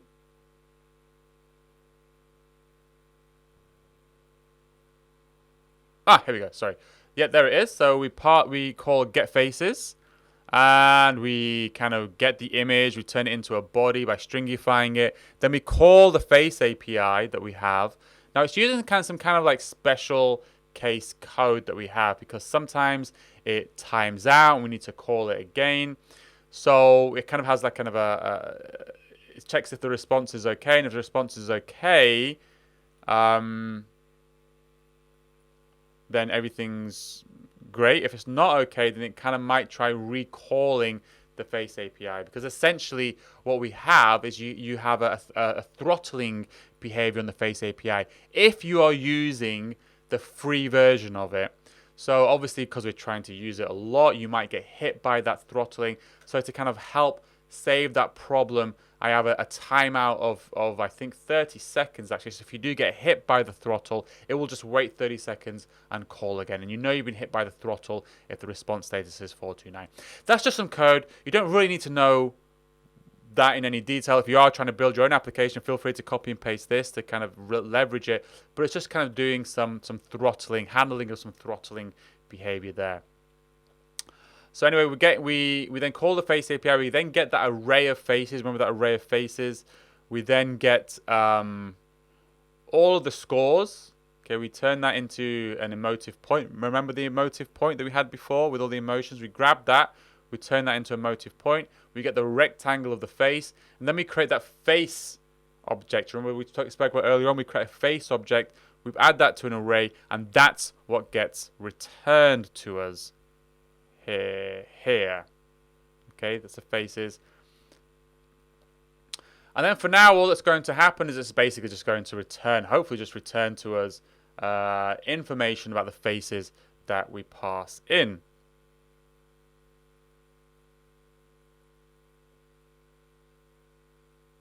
Okay, so now that should be working, and hopefully, yep, that has been compiled. And actually, I'm already still running the function application, so I should be able to go to this API here. Remember, it requires an image URL. I'm going to pass in an image. Let's pass in my old image here. Okay, so that's now going to call the function with an image URL. Here we go.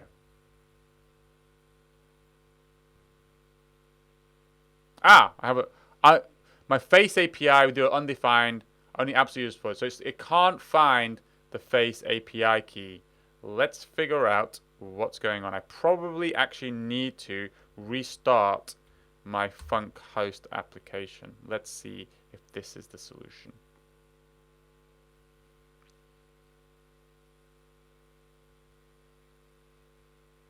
Okay, let's try that again. Hopefully, fingers crossed. Yep, it's looking good. So what this then did is it took the image that I passed in, okay, it sent that to the face API, and it created those face objects, and that's what's getting returned here, and it's returning information about that. So you can see here, for that face, it got, this is the emotive point that it returned, okay. And the closest emoji it found matching to that was the smiley winky face, and that's the information in that face object. Okay, that's all that's happening here. Here, I should say. So now I'm going to pause again. Okay,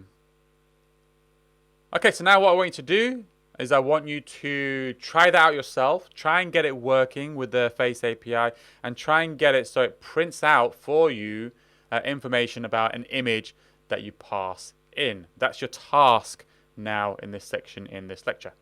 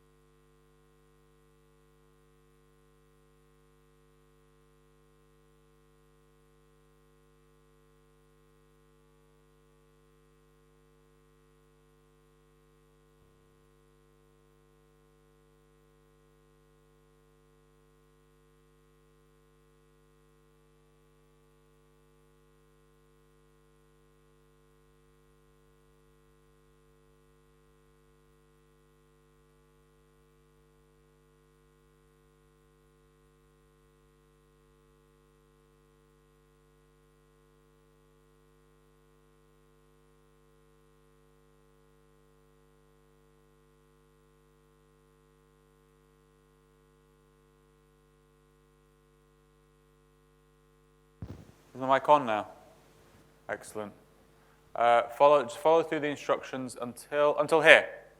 Until 3, run this function in your browser. So it's write the Mojify function, go down to number 3, which basically just means copy and paste this code, these 2 blocks of code, and execute it. People could do that? Have you done it already? Have you done it already? Did you do it while I was speaking? Oh, man. Is everybody just doing stuff while I'm speaking? That's basically what's happening, isn't it, right now? Have you guys done it at the back? I don't know? Okay.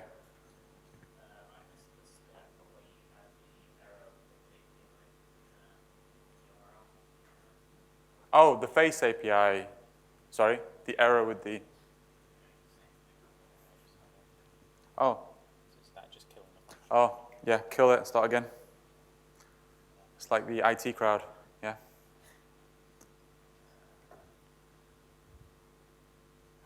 Just Control-C. Yeah. Oh, yeah, and then just, yeah, you can run it again. Should be all right. Fingers crossed. I'm looking at an index file. So when I create a function, it doesn't come back anything. You know what? Running npm run build. Yeah, I tried that. I've done it twice now. So run npm run build.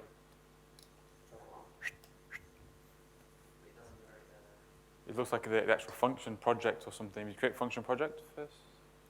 Yeah. Ah, there you go. I'll let Dean to deal with it.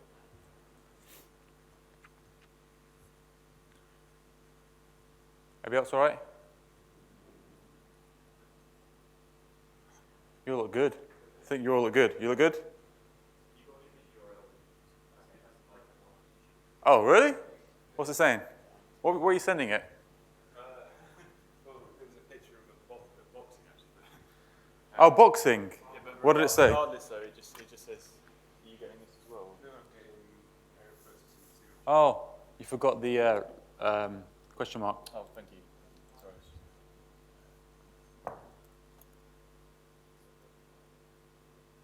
Ah. UK South. Oh, bad request. Oh, you got the most complicated one. Yeah. Remember just a crap. Well, it could have been actually. It could have been a crap image. Maybe. My recommendation for you, and it's not, I'm not. Ask the mentors. That's what they're there for. They're going to log in with you, and they're going to work through this entire problem with you. Yeah. I'll try different images. Oh, okay. All right. Don't be afraid. Bugging them, right? They're getting paid time and a half this evening, right? They're not really. They're just. They don't. We don't get paid like that. Oh, it's recorded now, isn't it? It's time and a half. Yeah, of 0.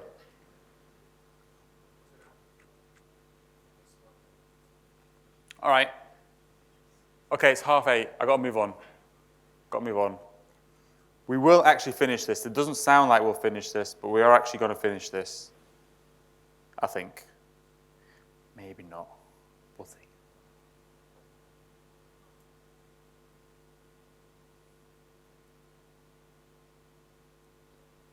Okay, so now hopefully you should have managed to run this code in the browser and get just some JSON printed out.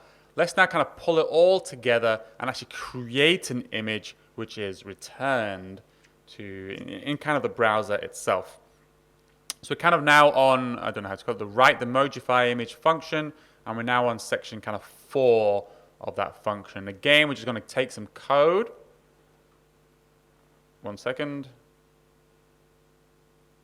Sorry about that. We're just going to take this code here. So I'm going to copy and paste it, all this code here. I'm going to explain it line by line.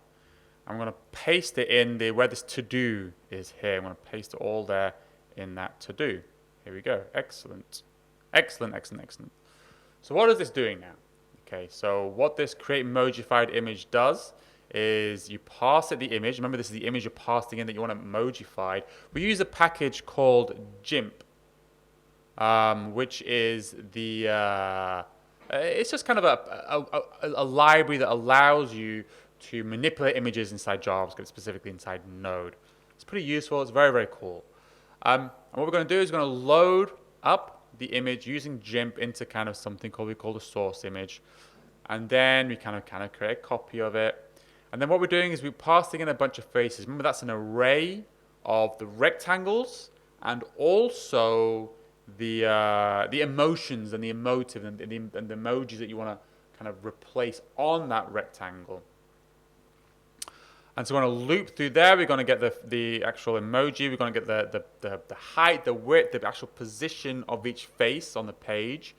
We then load up the emoji that we're looking. And in fact, if you look in shared emojis, it should be on the left-hand side here. Shared emojis. We've got all the different emojis here. So it's going to load up the right emoji for that emotion. It's going to load the right image for that emoji. Into emoji image, we're going to use GIMP read again. That's what that's doing. So now we have two images. We have this kind of composite image, and we have the emoji image. We're looping through each face. We have to resize the emoji because the emoji is this big. We've got to resize it to the size of the person's face. And then what we do is we call something called composite, which is kind of just layering. So we take the composite image. On top of that composite image, we layer the emoji. This is the place position. We place it. And we kind of assign it to composite image again because there might be more than one face in the image. We're going to loop through that, and for each face, we're going to find the emoji and layer it on in kind of an additive process. And then what we need to do is we actually need to return kind of the JPEG data.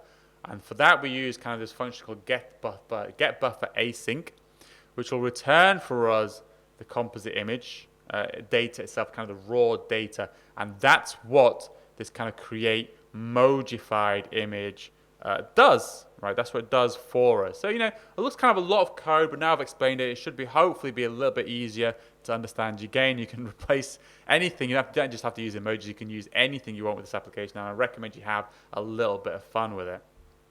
Okay, but how would you actually return an image? Like we returned basically JSON last time, right? JSON. How do we actually get it to return an image? Because an image isn't text, an image is binary data. And that requires a little bit of extra effort or some kind of special case logic inside our index function here. So right now where we are is if you go to the create mojified image, we've kind of gone through, we've explained everything line by line. And now we're kind of here on step 5. So we need to basically set up the correct kind of headers and status code for what we want to get returned. So we're going to grab that, copy there, yeah, copy this code here. We're going into, and let's just paste it at the top here, okay. And what this is saying is kind of the context of how this function is being run. It's got a status code. The status code is going to be 200, so that's a good status code. It's going to set the header to be image JPEG because we're returning a JPEG, and we want the browser to know that. So the browser doesn't go, oh, what's all this data? I don't know what to do with it. It goes, oh, this is a JPEG file. I'll just show it to the user. And the last thing we need to show is this is just an Azure function thing. You need to say is raw. You need to kind of give it information that the data you're passing in is kind of raw binary data. But the very, very final thing we need to do is you can see here, before we were just passing in kind of the JSON kind of representation of the faces here, we now need to change that to return the actual kind of say buffer that we want to return. So if we go back into here, so replace the try block with this. Okay, so let's copy this code here. There is an existing try block, try catch. Let's replace it with this one. I'm going to explain it in a second. So there's this try catch block there. Let's replace it with this one. Okay, so it's a little bit more, it's kind of the same thing. It's getting the faces from the face API. We then call that create mojified image, which we just described above. We're getting a buffer, and we're just storing that buffer on the context, and we're returning that back out. If there's no faces, we return an error. And if there is kind of some sort of thrown error, we kind of print that out again as well there. And so that's it. That's working. That should hopefully be working right now. If everything's gone to plan, let me just save it one last time, just so it goes well. Fingers crossed. So hopefully, yeah, the index.js should have been. It looks like it's compiled. Yeah, it looks like it's doing a pretty good job there. And I can see here in the terminal, this is where the func host start command is running, and it's still running right now. If it hasn't run, if it's errored out, feel free to restart it. So now, if I go back into my browser here, I should just be able to refresh this page. Boom! There you go. That's working now. That is actually created by the Mojify image function. We're passing in an image here. It's sending that to the Face API to find the emotions. Once it's found the emotions, it's then finding the emoji, the correct emoji. It's replacing that on the image, and it's literally returning it as a JPEG image. This is a JPEG image that it is returning. Excellent work so far. What I want you to do now is basically get to this point in the lecture. Make sure you can run an image, run the Mojify image function, create an image, Mojify something, have some fun. I will know that you have succeeded in this because what I want you to do is to kind of download this file. You can actually download it. It's just a JPEG, right? You can save image as, and then what I want you to do is basically then share that on the instant message platform that we're using. So like if it's Slack, share it on Slack. If it's Teams, share it on Teams. Let us know that you're working and that you've reached this point by basically Mojifying something and sharing it on the chat platform. Right? Did you get that? Yes. Create the rest of the function. So we're going to go from, where did we leave it last time? I can't remember. I think we left it there. Go to create the Mojified image. Just go from there all the way down to the bottom. Basically, just copying and pasting a couple of blocks of code. If you read through it, copy and paste a couple of blocks of code in the right sections. And once it's done, you should be able to have, you should just be able to emojify an image and add emoji to it and paste that into the Slack room. Yeah? Have some fun. I want to see some fun images. Yeah? Guess who's in town this week? Right? I want to see some fun images. Yeah, I want to see some fun. Respectful. Yeah, maybe. Oh, who's in town? Boris Johnson. Huh? It's hand version. Who's Fabio? Download the image on yours first. Yeah, upload it, yeah. I mean, is it safe for work? I don't really care. Go for it. Go on, let's go for it. Come on, make me laugh, man. Yes! Who is that? Is that you? Ah! Cool. You got the cool emoji. That is actually, by definition, the coolest emoji that you can have. So you have one successful thing. Excellent. Yeah, I'm going to thumbs up that as well.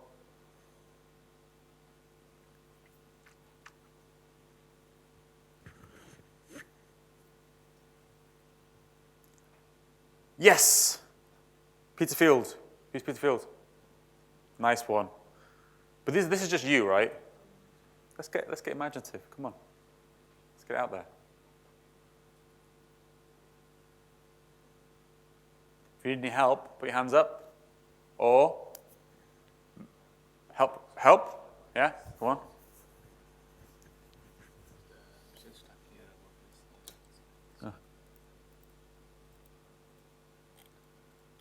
Oh, that one, yeah. Pasted it in. Are you running? Is there an error running? So there was already bug. Okay, yeah, close that. You're already debugging it. But the thing that the challenge. Oh, I didn't explain this code properly. Sorry? Manually change the name. Yeah. Yeah. So do you want to debug it or do you want to run it? That's part of the step, right? So I just changed from JS to Yeah. JS. The one step you missed though is if you go terminal, open up another terminal, set another one, you click that one, and you need to write npm run space build.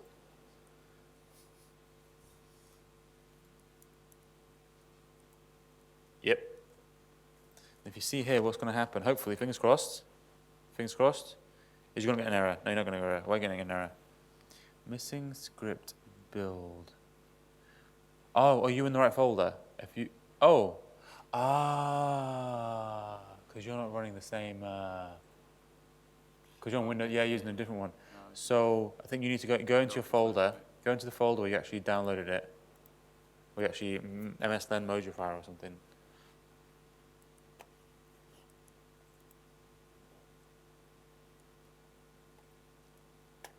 Oh, in the terminal.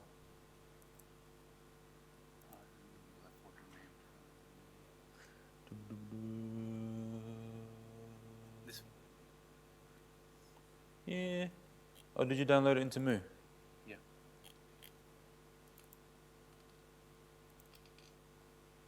Oh no, you're right. You are right there. Oh no, wait. Something's weird. Go into there. Yeah. I think you've installed something twice. Go back up one. Oh yeah. So you need to open up the MSLearn the Mojifier folder, yeah, and then go through those steps again in that folder. Oh, okay. Yeah, that's what happened. I'm going to go back to my computer. I want to see some Mojified images. I want to see some good ones. Yes. Oh, yes. Oh, I'm so happy. Oh, there he is. There he is. Thanks, Fabio. Oh, we got the appearance of the shit emoji. Yes, a rare emoji is the shit emoji. I trained the shit emoji. It has a value. If you look in the emojis.ts file, there is a value for the shit emoji. I did train it to accurately reflect a certain personality in the world. Excellent. Very, very accurate. Oh, whose is the baby? Is it just a baby? Is it your baby? It's nice. And who's James Baxter? Who's James Baxter? Who's the last one? Who are you emojifying? Cool.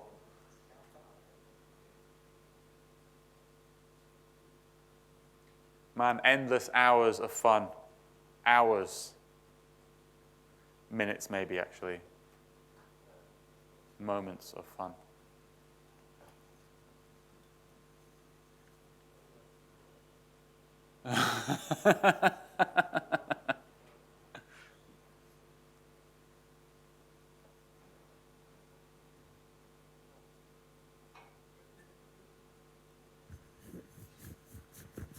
Works with multiple faces, FYI, because it deals with it as an array. All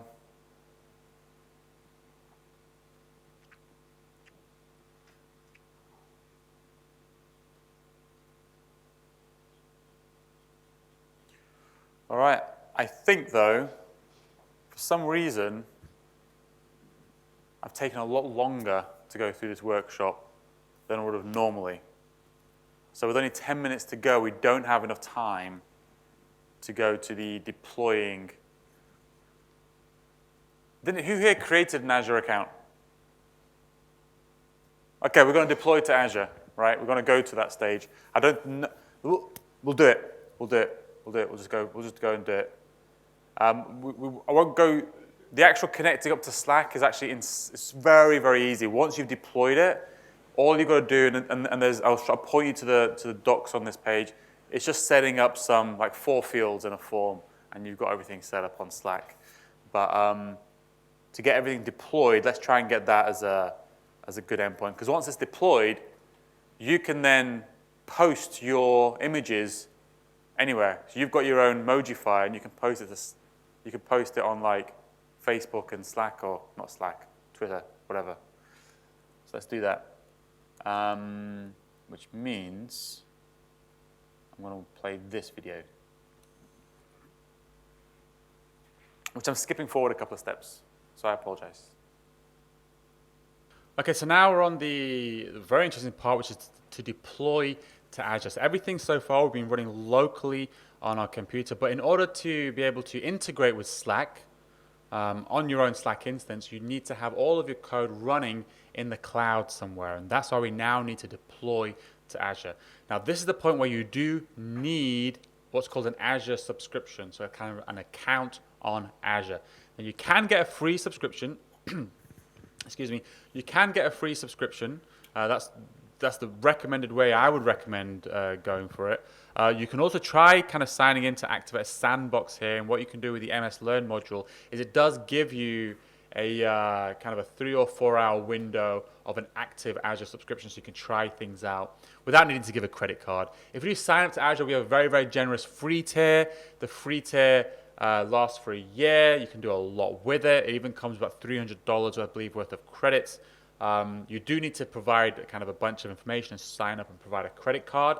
That's just something you have to do. We have to do it to avoid the situation where people to kind of take advantage of our platform. But yeah, that's the way I recommend you doing it. So again, make sure you've got an account on Azure before you continue with this process.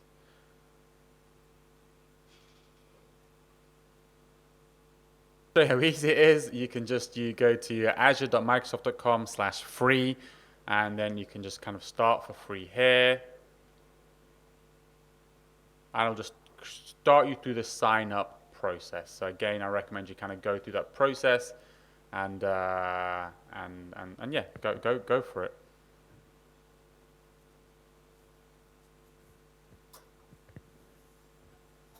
What are these pauses I've got?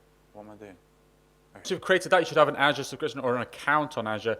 What we're going to use VS Code to kind of deploy and create our actual application on Azure itself, because all we've done when we created our application, we just added some files to a folder locally. We now need to tell Azure we do have this function app and we are going to deploy something. So we need to kind of do that in our application. So the first thing to do is if you go into VS Code, you should see this kind of triangle here. This is the Azure place. What you want to do is sign into Azure right there. It's going to ask you to kind of log in. So I'm going to now log in, and I'm going to come back to it in a second. So I'm going to just pause the video.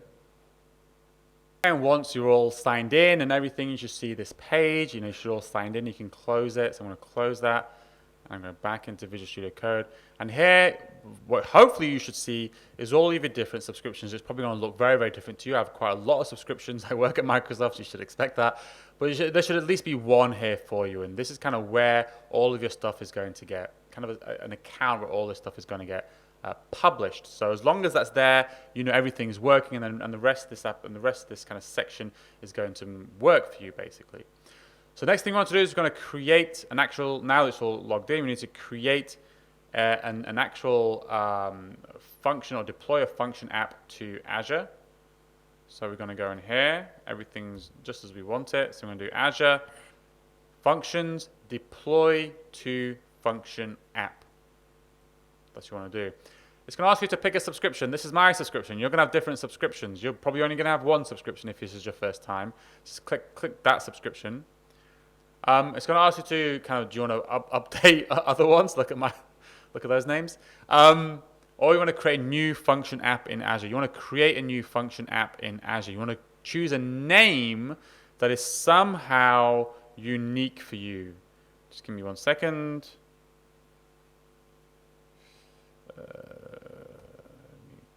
Copy that. Just needs a reference of all my instructions in another page, so I know what to do. And I want to call it demo 1, demo. This is just what I'm going to call it, Mojify Slack function. In fact, I'm going to call it delete me. Mojify Slack function app. That's what I'm going to call it. Okay. And this thing is going to do like a whole bunch of different things for you. So it's creating what's called a resource group. It's creating a storage account, which is kind of like a bucket where you can store files and things. It's defaulting it to a location, which is Western Europe.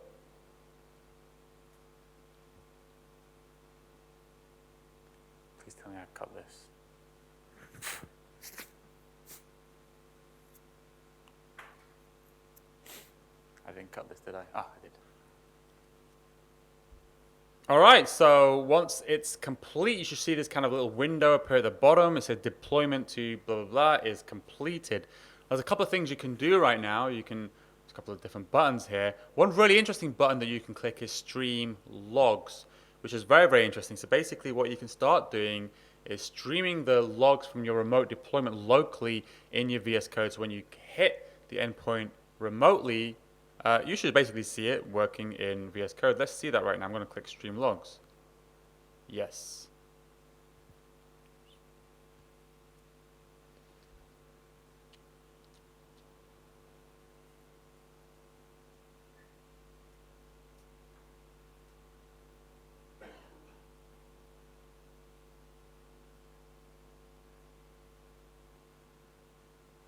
Before you do that, it's probably good to have made a note of the actual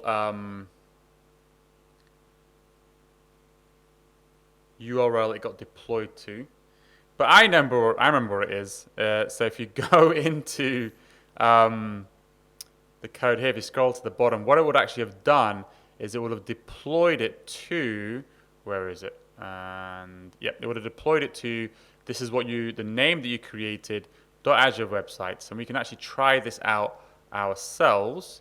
So if I remember rightly, what did I call it? I called it, not deployed app name, I called it delete me Mojify Slack app. Here we go.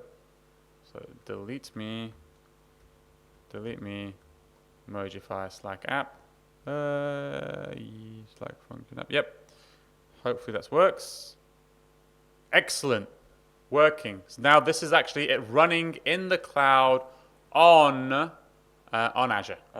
This is the step I skipped, was we created a different function, which is why it might not make sense to you, but this is another function I would ask you to create. Fantastic.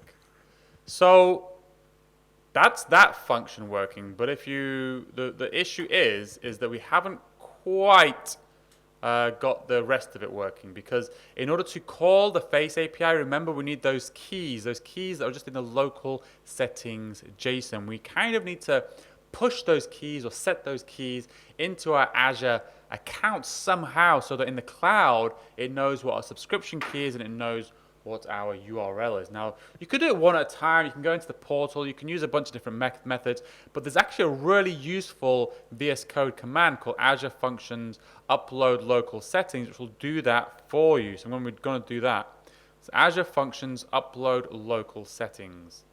I'm going to point that one. We already have a function account that we want to publish to. It's delete me. So pick the one you did before.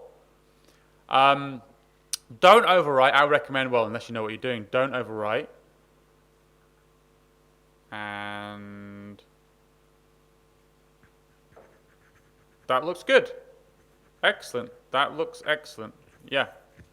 That looks really good. That looks like it's working. And now, fingers crossed, you should be able to, or we should be able to not just use the respond to Slack command, we should be able to use the Mojify image command. So let's place that to Mojify image.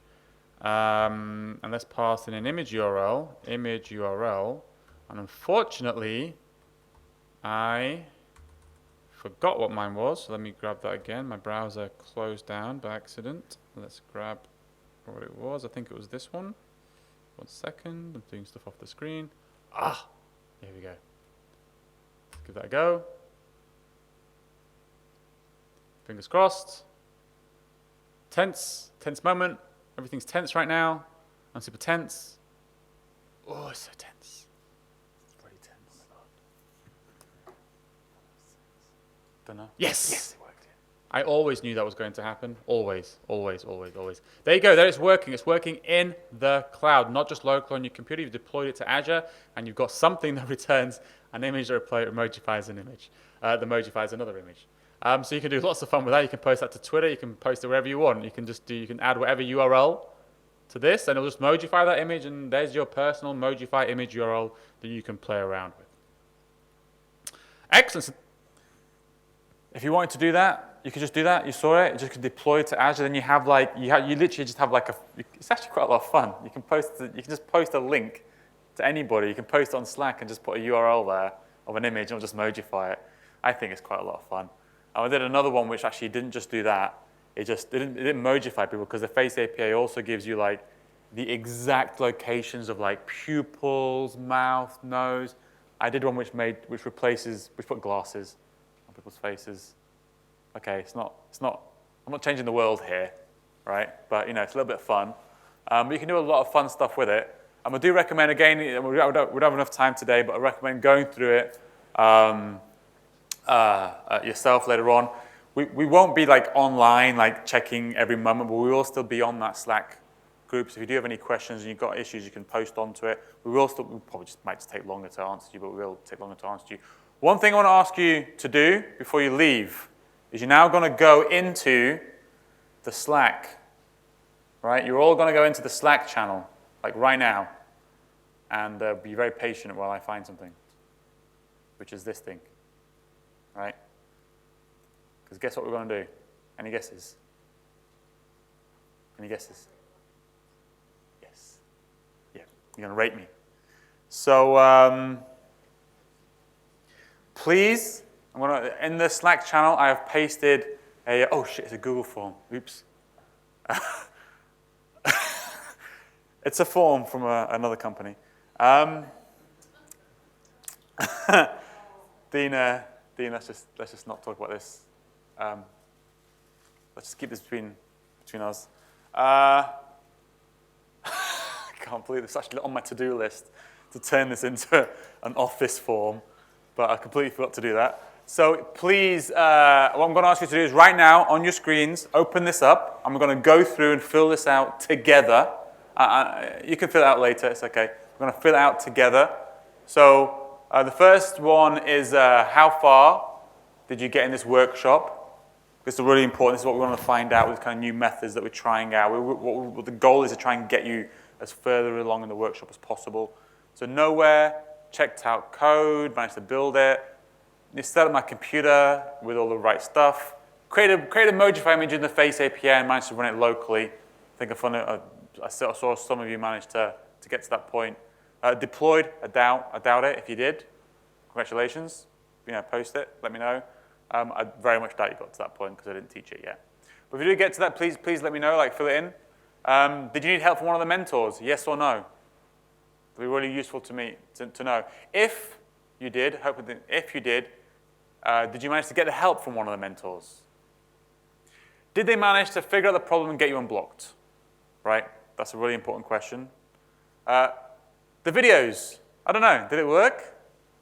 It's kind of weird for me, to be honest with you. It was super weird for me. But if you prefer live, click 1. If you prefer the videos, click 5. Let me know how it went.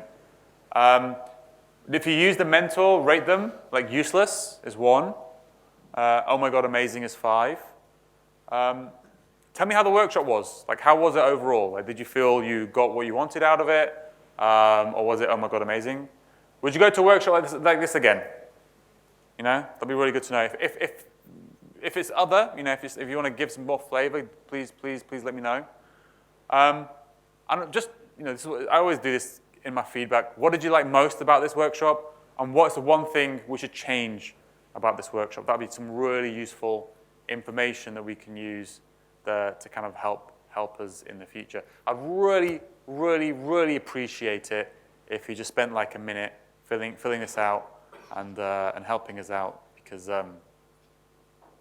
I do use this a lot just to help,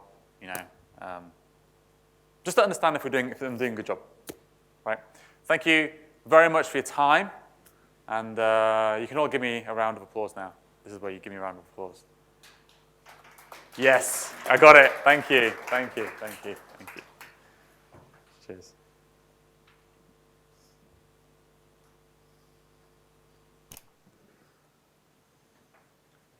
We good? We're on time? Okay, excellent. Oh no, 6 minutes over.